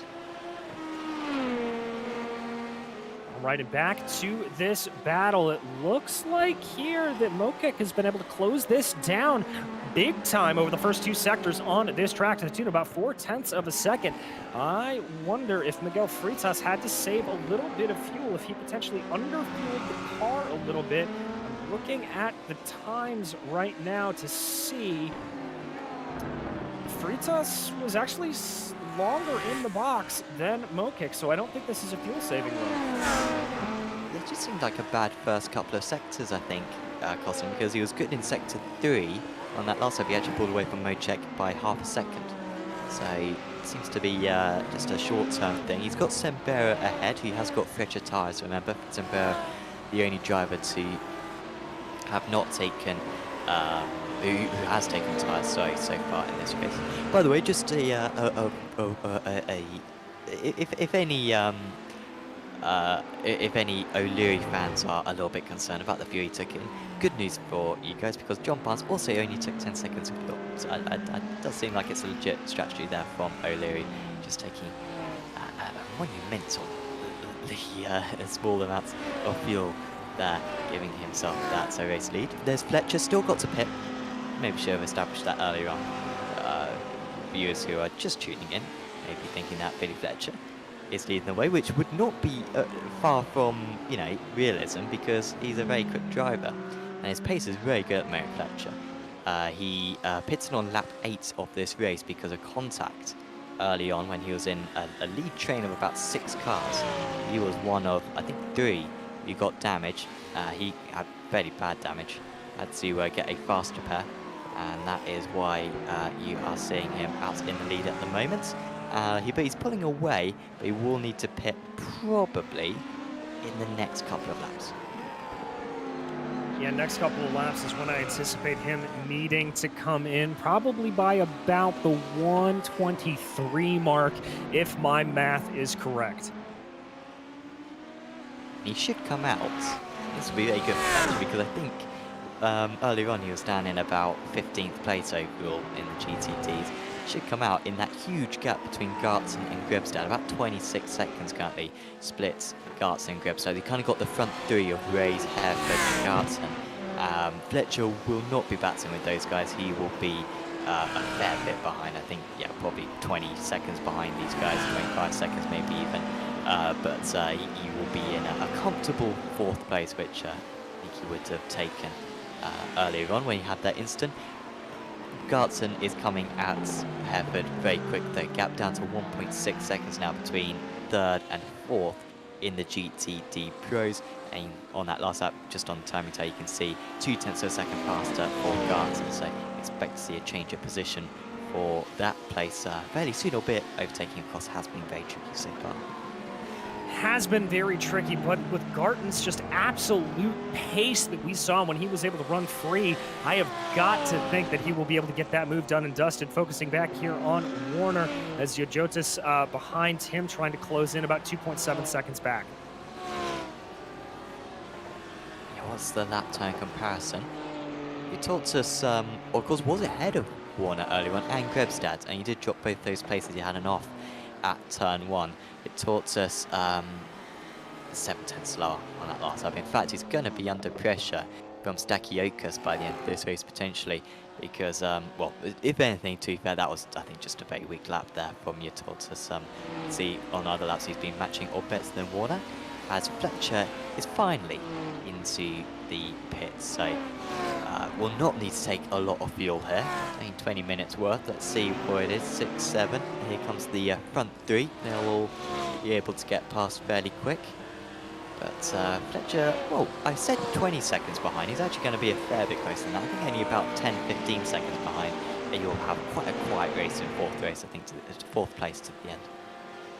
Yeah, he should be running in a little bit of an island unto himself as he works his way around.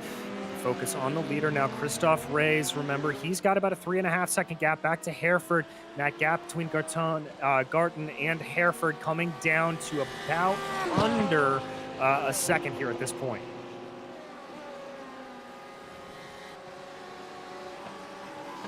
Yeah, and yeah, Garten on that last lap a fair bit quicker. In fact, he took us 1.1 seconds out of Christoph Reyes, albeit it looks like Reyes had to deal with some traffic. Here comes the Audi. Now, he cannot waste any time here if he's going to win this race, which he really wants to do. Gartzen, he's not in the championship fight. Reyes and Hereford are fighting for the title. Gartzen can afford to crash it and will just be a bit disappointed. Won't have a title to worry about. As a bit of a slide there for Hereford. I wonder if I don't know, is it worth Hereford just lets him go? Because I doubt Hereford can keep him behind us all here. If anything, if I was Hereford right now, I'd just wave the white flag and send Gartzen after Reyes and hope that maybe Gartzen can take some points off Reyes in the championship. That was exactly what I was thinking there, Sam, that if I am Oyston Hereford, if I know the pace that Gartzen has behind me, I'm going to let him go and just pray he is able to catch Reyes up ahead. If he doesn't, that's going to present a whole different issue. But if he tries to make a move, I think specifically going down into the keyhole here, I'm not going to fight him too hard, as that is Freitas able to work his way in between, and at least it looks like save that decision for Oyster and Hereford here for another lap. It should be safe ground this time, shouldn't he? So half a second still the gap between these two drivers. Gartson 4 tenths faster than Reyes on that last time round. So if he gets past now, he can catch by the end of the race. Because it's a short lap round this pace. We still have, what, with 18 minutes to go, probably about 12 or so laps remaining of this event, or even about 14 laps in fact. So, you know, if he can catch by 4 tenths of a second lap, he will be on to Reyes by the end of the event. So he cannot afford to spend many more corners behind Hereford here. Who have they got next? They got another P2 car coming up behind them, but then after that there aren't any P2 cars for a little bit. So as long as they're not overtaken at the keyhole on this time round, then I think he should have a good chance at turn 4. I think he should as well. That is going to be Mokic able to get on by nice and easy. And so yeah, there is the setup. Maybe a look down at the keyhole. Hereford going a little bit defensive there, trying to break the draft. No, he is going to let him go. He was listening to us. We're smart people. And Hereford realizing he wasn't going to keep him behind for the rest of the race. And he wishes Gartson the best of luck to go after Christoph Reyes. Well, I'm sure Hereford will be secretly thinking, as the guys go absolutely flying there, will be secretly thinking that they maybe have a last lap battle and crash, and Hereford can go through and win the race. But we'll see if that one does happen. You can see the amount of traffic that Gartson has got to deal with in order to catch up to Reyes. That will not be helping him at all. Quick shout out to Apex Racing Academy, by the way, being another sponsor for this broadcast. Apex Racing Academy offering 29 data packs, including some data packs for the P2 car and also the GT cars as well. I know at least 2 of them are covered by Apex Racing Academy, along with many other cars, including single-seaters, touring cars, and also rallycross as well. And those data packs including setups, track guides, group coaching sessions, as well as integrated with virtual racing schools. So do check out apexracingac.com to get yourself a subscription. We all have it here at Apex Racing TV and cannot not to approve of it enough. There goes the fairly easy move there for Gartson. So yeah, gap is was going to do 4.3 seconds, went up a little bit on in the second half of that lap, but yeah, the chase can really start. Yeah, the chase is going to be on here. He's going to have to get around Jerome Kaiser up ahead of him right now. That is a lap car, 14th place in that GTD Pro category. As Kaiser is going to be a little bit of a roadblock here. Hopefully he will heed some of those blue flags, be able to get out of the way quite quickly. Someone on the YouTube chat just asking, where is James Forsythe? Unfortunately, yeah, Forsythe down in 31st place overall, only completed 9 laps of this race. Now, I believe he was involved in that incident we had in the incident we had around this part of the circuit, the third to final corner with the Pro GTDs. And I think he got a tap from Miguel Freitas, got quite badly damaged from that incident, and decided to call it a day after that one. Would have needed an extra pit stop, and yeah, would have really wrecked his race, I am sure. So yeah, shame for him that he had to pull out, but expect to be back for the next couple of rounds. As Kaiser under huge pressure here from Edward Knight, who did have an offer a while back, 4 tenths faster than Knight on that last 12 of the circuit. Yeah, trying to hold him behind to the best of his ability here as they get their way working around. Remember, these drivers, this is not for position. Knight just trying to hold on. He's not really going to be able to catch Kochi here, as Kochi is a full 30 seconds ahead of him for that GTD AM.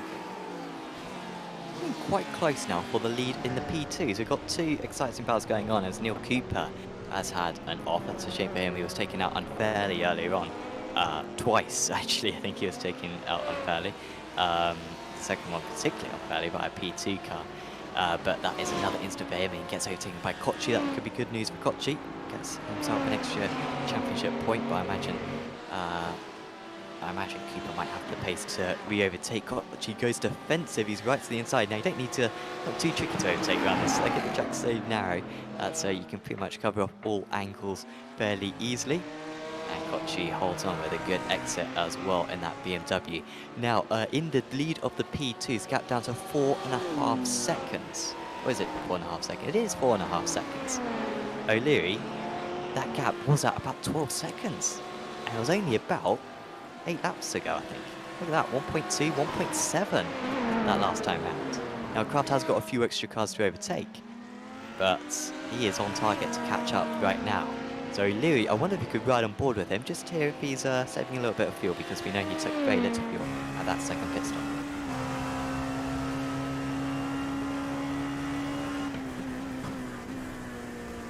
Sounds alright to me, DJ. Yeah, he's not really clutching and coasting or anything. He is just driving that car. I just think Daniel Kraft has the bit between his teeth, and he is absolutely flying around here. He's already gained a half a second on this lap, despite having to deal with all of that traffic. Yeah, it could be the case. I think you may well be right that, yeah, Kraft is very quick, and O'Leary perhaps just being a bit more cautious around the traffic. And we saw him earlier on when he was chasing Kraft. Whenever you're chasing another car, you're always much more aggressive. You don't want to lose a car, you don't want to have a car between yourself and the leader. And he was being super aggressive, but maybe losing some of that aggression since he got that lead. Well, he's got to bring it back now, because that gap down to 4.3 seconds with 11 minutes to go. And honestly, I think an overtake in these P2 cars is more possible, TJ, I think, than in the GTDs, because, you know, sure, the turbulent air is stronger in these P2 cars, but at least you've got that draft effect. So, you know, if you're within 4/10 coming out of the keyhole, you're going to be in range for an overtake, whereas with the GTs, you know, even if you're within 2/10 coming out of the keyhole, the draft effect sometimes isn't enough to draw you alongside. Yeah, these LMP2s really do generate their grip much more from the aerodynamic bits on the car as opposed to the GTs, which tend to have a little bit more mechanical grip to them. So that's why sometimes you'll see the GTs actually be faster through low-speed corners. But yeah, the draft will be much more effective here in these LMP2s. So Kraft just needs to try to get that gap under a second to start to feel a little bit of that toe. He continues to gain in here through Sector 3. He gained nearly 4. Apologies to interrupt. Yeah, I certainly saw red flash up on the screen, but he seems to be alright. Sorry for interrupting, DJ. No, you are all good. I was just going to say that he needs to get that gap down to about a second, and he'll be able to start to feel the draft out of the keyhole. So he gained another 7/10. That was a poor final sector, wasn't it? Or poor final couple of sectors. Clayton's in. Was that expected? Yeah, I think so. Yeah, he hadn't taken a second stop yet, so Clayton's in, really pushing it far. I mean, Clayton's just going for the generic strategy, going as far as he can in first stint, as far as he can in the second stint, and then short final stint here. Should he stay ahead of Catchpole? He should just about be clear, because he's going to need to take so little fuel, 10.23 seconds worth of fuel. And he is back going again. So that's interesting then. So Clayton's taking 10 seconds of fuel. That's the same as O'Leary. So it seems as though O'Leary could have gone much further in that second stint, because he only took 10 seconds of fuel. So he had fuel excess then, O'Leary, when he came into the pit stall for his second stint. So it will be fascinating to chat to him later on to understand why he came into the pits, for that second stint when he already had fuel in the tank. You'd think that you'd want to stay out as long as possible and use it all, being on a lighter car, but decided to pit a bit early. Yeah, it's a very interesting strategy call there. I think he just wanted to respond to Daniel Kraft, didn't want to give him an opportunity to be able to do a massive undercut on him. That's really the only reasoning that I can work out as to why he would want to do that. But one way or the other, the battle's certainly shaping up as it is. Back in the back here, Simbara trying to close in on the back of that is Tomas Mocic. Ooh, and off goes Warner. Warner off the circuit, and that will drop him behind Yotis, behind Stakiokas. Gets back onto track. Is that all safe? Yep, well, we don't hear a thud at least. That's all good news. So Warner fighting hard on the comeback. But, yeah, that's undone some of his good work, unfortunately. Yeah, drops behind That's good news for Yates after that spin earlier on. If he hadn't got made that spin, he may have been ahead of Krebstad, but at least that only one position lost.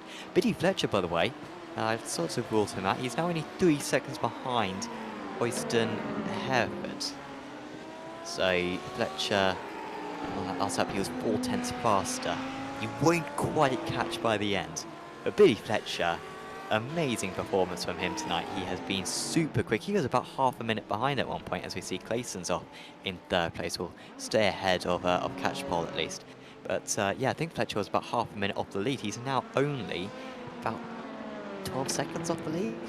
So mighty performance from him tonight. Well, not even 10 seconds off the lead. So really impressive to get a decent result out of this. Yeah, very, very impressive for him. It's really a shame that he was involved in those early incidents to see what could have happened for that number 88 Audi had he been able to run clear the entire time. Side-by-side battle, it doesn't end well. That is Kaiser around.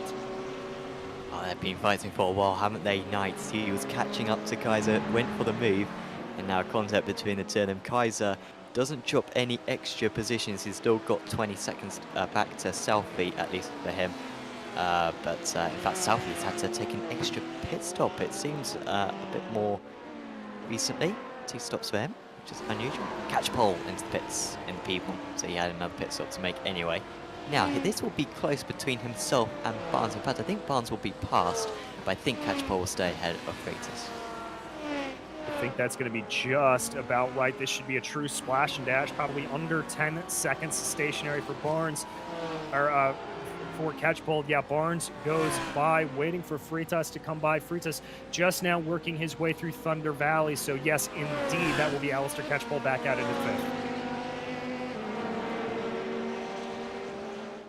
I think that was necessarily a good or bad strategy call, I think, in the P2 class tonight. No tyres to take, and so pretty much just always take the amount of fuel you take to get to the end of the race. Whether you go longer in the 2nd stint or longer in the 3rd stint, not necessarily a better way of doing it. Yeah, I think just moving on the fly, making sure that you avoid the traffic. Really, the only strategy involved for these guys in this race, albeit I think O'Leary, the only weird one where he came into the pits when he still had excess fuel on board the car. Now, this isn't, of course, an F1 car, where they talk about a litre of fuel making a 1/10 of a second difference. These cars much heavier, much less sensitive to that fuel. But it's still curious when you would seemingly drop that amount of time willingly. Down to 2.2 seconds now as the gap. 1/10 fast on that last time out for Kraft, but Kraft gained by half a second in the 1st sector of this lap.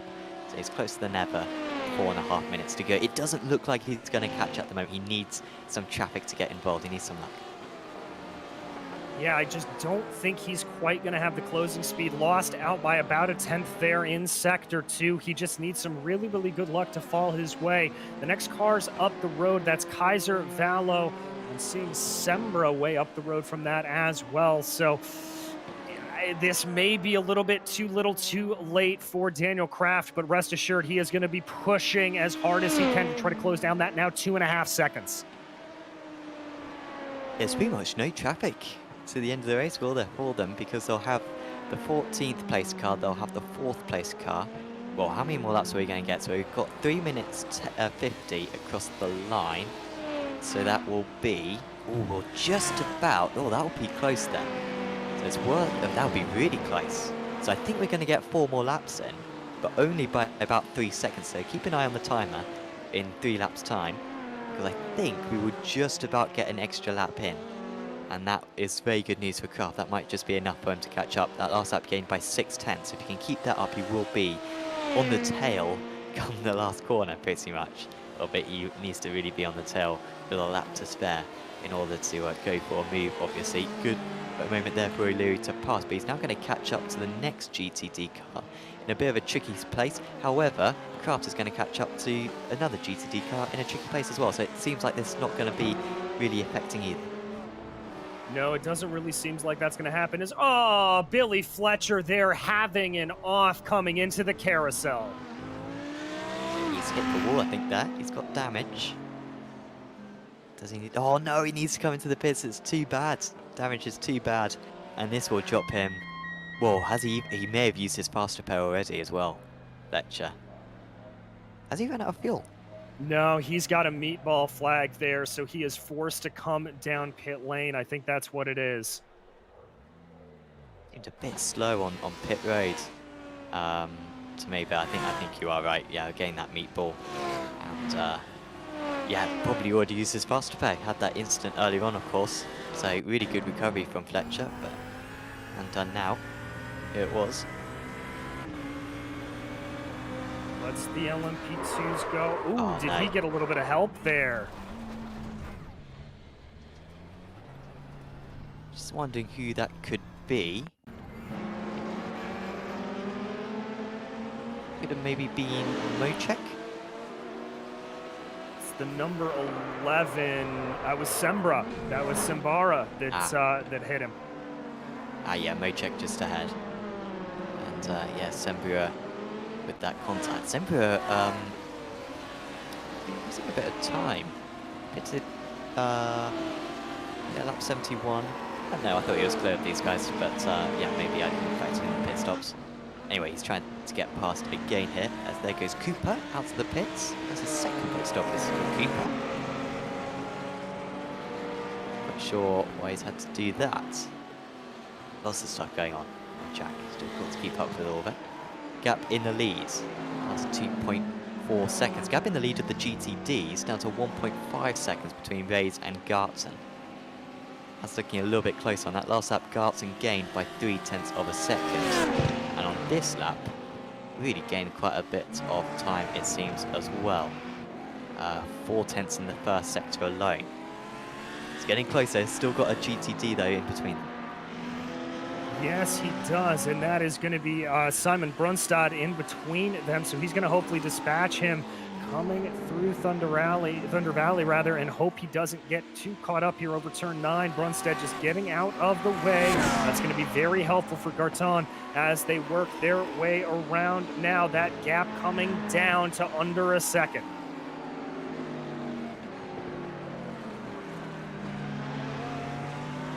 Turning into, well, hopefully it'll be as close as Watkins Glen. We had a run to the line in the P2 class, and a few changes of position as well in the front of the GTD AMs. Not going to have a GTD AM battle this time, but we're going to have a battle for the GTD Pro at least. Let's gap down to 1.2 seconds, 1.1 seconds getting that last lap. These guys are going to be overtaken by the race leaders who were able to force that extra lap. So you can just see ticking over there, the leaders are making their way past. So this will be the last lap in the GTD Pro and the last lap in the P2s, and Kraft lost 1.3 seconds on that last lap, so it wasn't enough for Kraft. He just got held up a little bit by a back marker through the third final corner, and that's, well, even if it weren't for that, he wasn't going to be close enough. He will battle all the way here, Kraft. He sees maybe his championship disappear from his hands, because he's only got one race win so far this season, and 3 second places if he finishes like this. Olu, meanwhile, with the opposite result, 3 race wins, as Gartzen's off the circuit. That you just saw him go off there, but he'll keep that second place. Out in the lead though, this is a huge win, because he was second place in qualifying to Kraft, but he well and truly beats him in out on circuits. It's probably his drive of the season. Thomas O'Leary extends his championship lead in the P2 class. He beats Dan Kraft, and in the GTD Pros, it is Christoph Reis who wins out, and well, may well have a hand on the trophy as well. That's 3 race wins in a row now for Christoph Reis. Excellent performance from him. He beats Gartzen, who should have won tonight, but messed up his pit stop, which denied him any chance at the race win. In the GTD AMS, Kochi is pretty much all by himself. This is going to be a very comfortable race win for him. In fact, already nice as across the line. He was a lap down in the end. Kochi, if he wasn't a strong favourite already, is very nearly got to the title. We're watching Yotatus battling Stockmans. Both of these guys having problems. I think this was 4th and 5th earlier on in the race. They're going to finish 7th and 8th after all said and done. Yotatus beats Stockmans, and Kochi just pretty much the last man to cross the line out of anyone, just rounding the final corner at the moment. and it will be another race win for him. I think just the second race win for him this season, but I think his fourth, or his third podium, apologies. And Czech driver wins in the GTD Anfield. That was comfortable for him, and finished in 9th place as well in the overall GTD standings, so possibly his drive of the season as well. So that was yeah, pretty mega. If we went into this round thinking that the championship leaders would all win their respective classes, it sounds quite dull, but they were given a good challenge tonight, DJ. They certainly were. A great race out there, and you saw those charging drivers at the end in the forms of Groton and Kraft really trying to put the pedal to the metal. Just a little bit of fuel strategy playing out, and not tire strategy, as we thought was going to be the case as they worked out. Everybody pretty much sticking to the same set of boots for this entire run. Yeah, I was totally wrong on that one. I really thought with the high track temperature and with the many corners, many long kind of medium speed corners around this track, tyres would be necessary, but so far just Watkins Glen, that one track where they were necessary. Daytona here and Red Atlanta not necessary for the driver. Seemingly seemed like a very rogue strategy to go for something like that, as the JD Sim Racing cars are very happy with how they did tonight. Kochi taking that race win. So we'll get the results up on screen for you now. Thomas O'Leary up top there, 5.3 seconds ahead of Dan Kraft. They were over a minute clear of PJ Claysons, and Claysons had a clear run as well. It wasn't as they had problems, Claysons. He just didn't have their pace tonight, nearly ended up a lap down. John Barnes was in 4th place, and it was Alistair Catchpole. Miguel Freitas, who was involved in an incident, finished in 6th place, and it was Gosling, Sembera, Mocek, Tusting, Forstyke. Barely did any laps. Zwemstra, unfortunately, I think he had cramps, I think he said, in his foot. Wasn't able to take part in the race. Yeah, foot cramping again, which must be very annoying. Hopefully we see Kevin back in the future. Darian Roy and Dirk Kropp, I don't think took the start. Hopefully we'll see them as well in the last 2 rounds of the season. In the GTD Pro standings, it was Christoph Reis with his 3rd race win of the season, and really looking strong for the tyres now. Callum Gartson messing up that pit stop. It cost him about 10 seconds. Gotta feel like he would have won comfortably if it weren't for that. Oyston Hereford losing points in the championship, but really did everything he could tonight. Just didn't have the pace of the top 2. Hakon Grebstad had problems, but recovered to 4th. Then it was Stakiokas, Warner, Yotitas, Stockmans, Wood, Brunstad, Hicks, Cooper, Kaiser, Southey, Fletcher, and Szymanski. Really disappointing with Fletcher, finished penultimate place. Really good performance actually from all those GTDs to get as far as they did into the race, because a few of them had problems, but they used their faster pairs and got back out on circuit. And here's the GTD AMS, Kochi winning out a lap ahead of Knight. He wasn't a full lap ahead, he just completed 1 more lap. It was in comparison to the P2 leaders, but he was, I mean, a minute clear anyway of Knight. Hodgson was on the podium. Valet, Healy and Stringer were the other drivers. So another shout out, by the way, to Virtual Racing School. Virtual Racing School with 50 data packs offered by them, and that's not just for road racing but also oval racing as well. And Virtual Racing School offering setups, track guides, and also their fantastic data analysis software, which enables you to compare your telemetry to the telemetry of a pro driver. And by comparing your telemetry with theirs, you can really identify corner by corner on each circuit that you're practicing on where you are losing time. It's an invaluable resource, really, to be able to improve your driving. And they've got some of the best coaches in the world as well. So do check out virtualracingschool.com to get yourself a subscription. So, who are we going to have a chat with first? Now, I think I want to have a chat with Thomas O'Leary, because I am curious as to exactly what his strategy logic was out here tonight. Congratulations, that is a huge race win in the context of the championship. First question though to you, and we'll go through the race chronologically, but first question, that second pit stop, seems like you came into the pits whilst you still had fuel on board with the car. We were a bit surprised about that. We'd think that you'd want to run as far as you can with the lighter fuel load. So what was the logic for pitting a bit earlier? It was a bit of chess, I think. I can see that Dan had pitted early, and I was just hoping that he'd be in traffic at that point. I'm not sure why he pitted so early as well. I guess we'll have to find out at some point.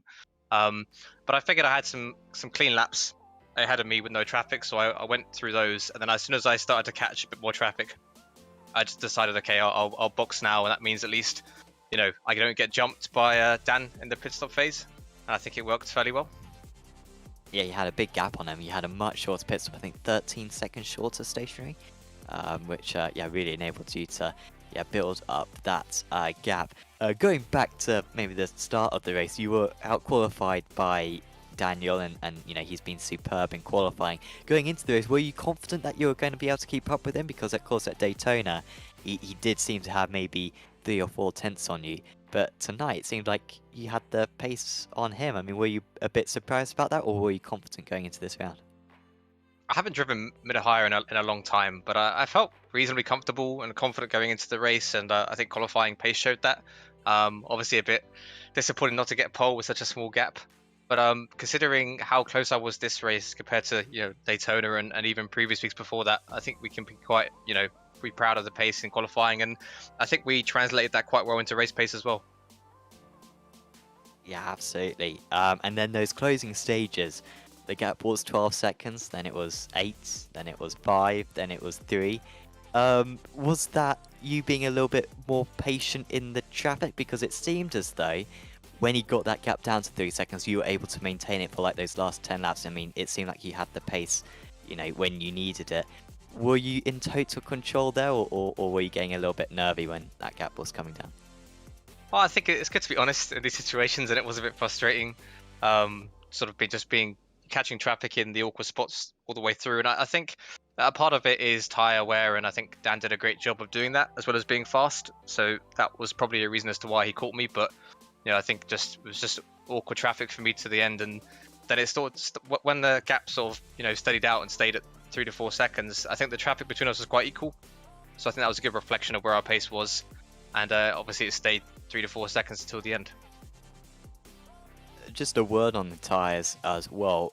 I thought that there'd definitely be tyre swaps. I mean, it was quite warm out on track today, and then also the fact that, of course, we saw pit stops back at Watkins Glen.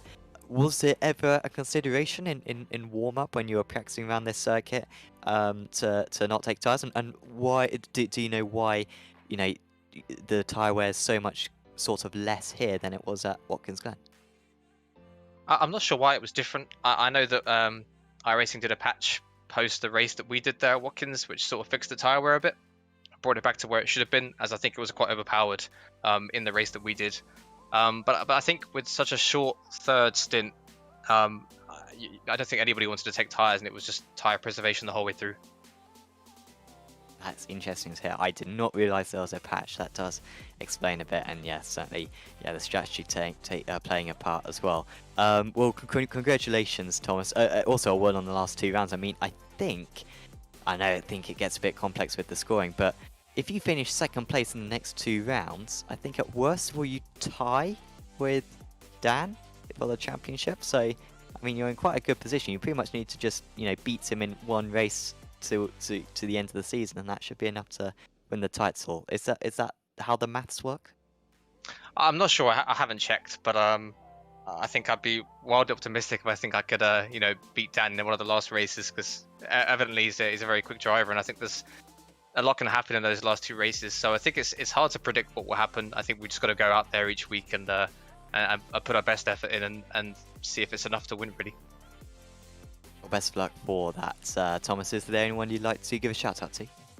Just a quick shout out to the Friction Racing guys for all their hard work leading up to this race and to every race. Alistair put some time in each week to try and get the setup and the car to where we want it to be. So I think it's paying off in the team's championship as well. Awesome. Well, thanks for joining us up here in the commentary box, and we'll speak to you next time. Yep. Thank you, Sam, as always. Thomas O'Leary there, your race winner in the P2 class tonight. DJ, who would you like to drag up? Well, I would like to talk to Christoph Reyes, your winner in the GTD Pro category. And Christoph, a very, very tight battle all the way throughout, but near the end, it started to get a little bit too close for comfort, I'd have to imagine. Yeah, indeed. I mean, Jesus, he had a lot of pace that was incredible. I was really trying not to make any mistakes on those old tires, and he was just flying, getting at me. But yeah, was lucky to escape with a few back markers that hold him up a bit. Well, I'm curious. You know, we talked a little bit going into this about the Lamborghini getting the balance of performance weight penalty. How much did you notice it out here today? Was it really feeling like it was holding you back, or were you able to fight through it? Well, the fact that I was still in front means that it's still competitive. I didn't feel like a massive difference in terms of handling. Yeah, maybe I lost out a bit on straight line speed and cornering ability. That's at least what I saw compared to the Audi, which doesn't have any ballast. So it was really, really tough. Gotcha. Well, obviously, you've been pretty dominant here in this series thus far.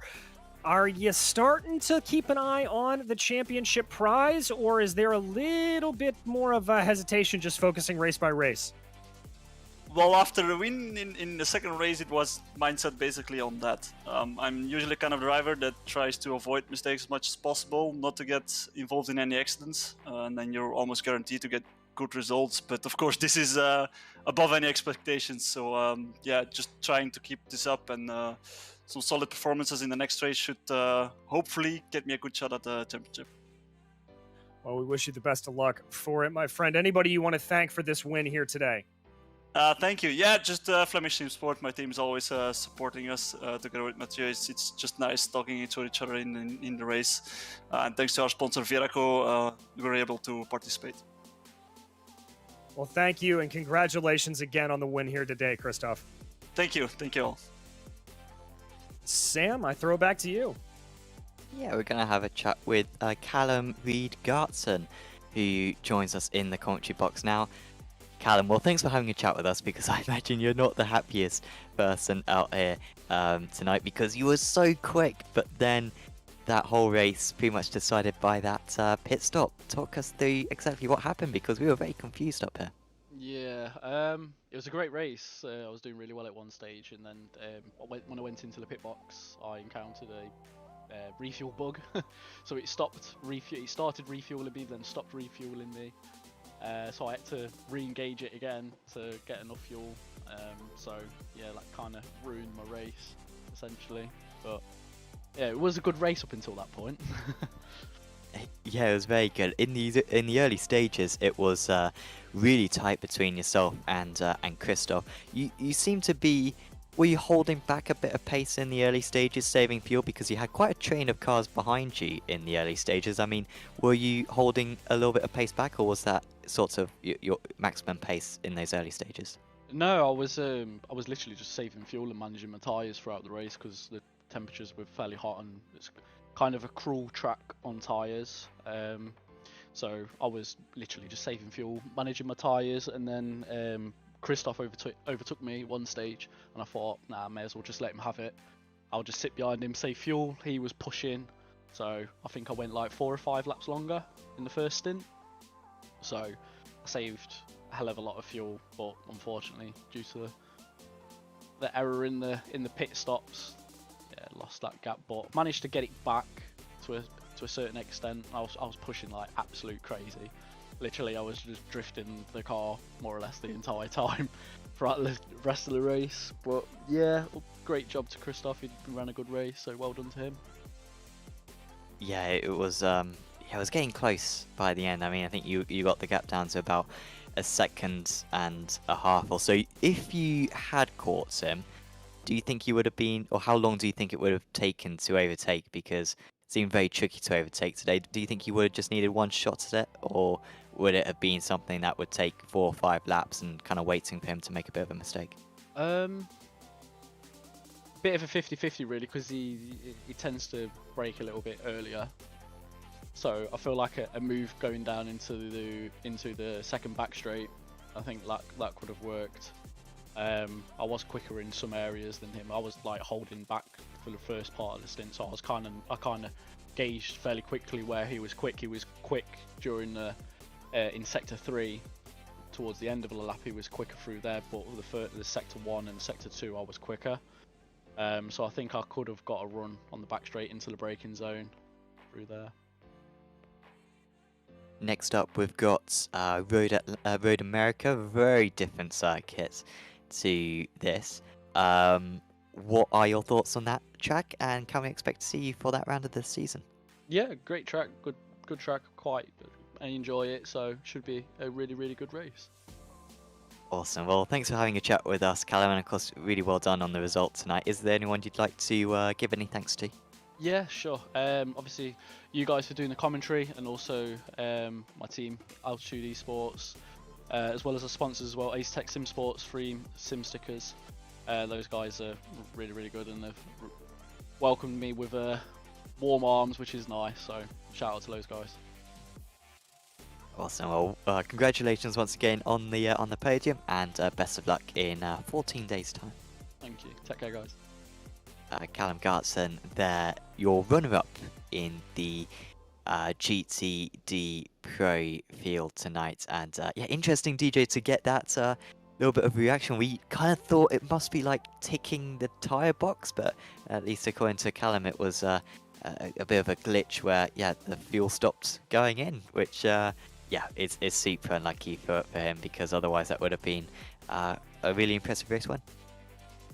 Yeah, most certainly would have done, and it's just kind of one of those digital gremlins that comes out that can happen every once in a while in iRacing, and it is so fleeting that you see anything like that. But obviously scuppering Callum's race here today, and I think he is just going to be back with a vengeance to prove himself come Road America. Yeah, and a quick word as well on Road America before we wrap up. I imagine that, I mean, that's a draft circuit. I mean, it's up there with Monza as one of the fastest circuits in the world.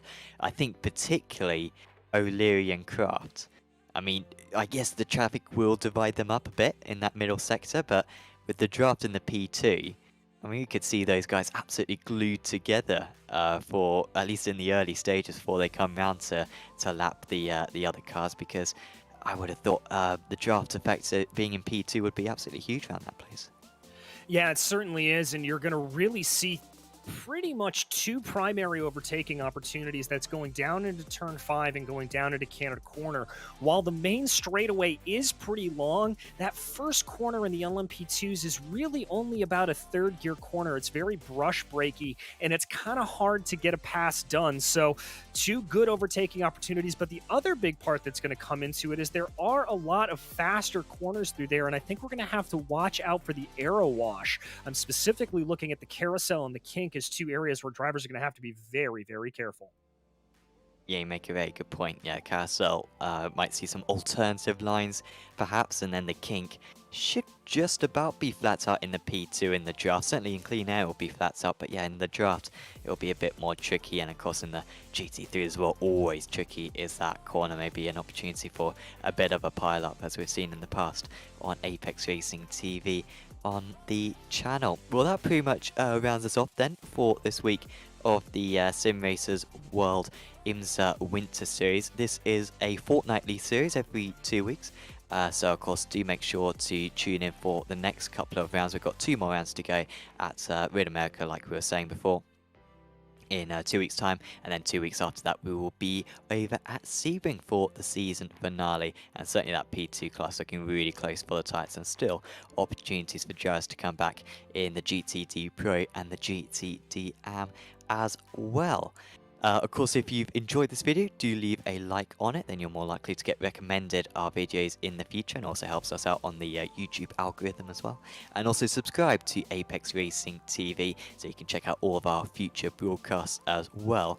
Tomorrow we've got the Apex Racing Academy Porsche Cup Championship, and then on Thursday we've got the Apex Racing League Touring Car Britain. On Friday we've got Radicals, the Radical Official Series. On Saturday we've got Formula 3 and Formula 3.5. On Sunday we've got the Spec Racer Ford and the IGP Fun. And also Mondays we have Mazda as well. We also had lots of stuff for American viewers as well, featuring, you know, oval racing, stock cars. I think also the IndyCar Official Series broadcasted as well. So do make sure to subscribe to the channel and click on the notification button as well, so you know whenever we go live with a stream. Also check out our social media pages as well on Facebook, Instagram and Twitter. But for now, from myself, Sam Fitzpatrick, from DJ Clark, and from Sam Kume, we are going to say goodbye for now, and we'll see you back in 2 weeks' time at Road America. See you then.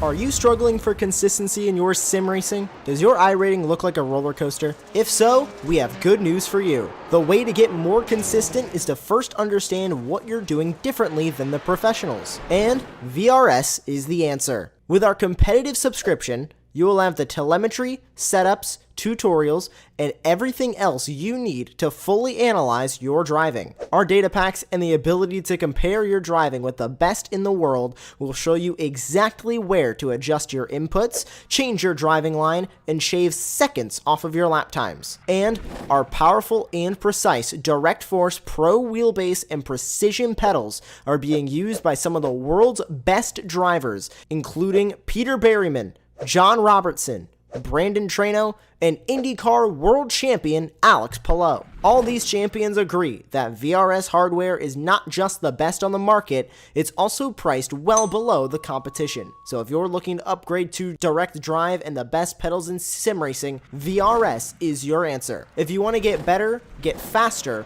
and make it happen sooner rather than later, you owe it to yourself to find out why so many people are switching to VRS. You'll be so glad that you did. Visit www.virtualracingschool.com and learn why the best use VRS.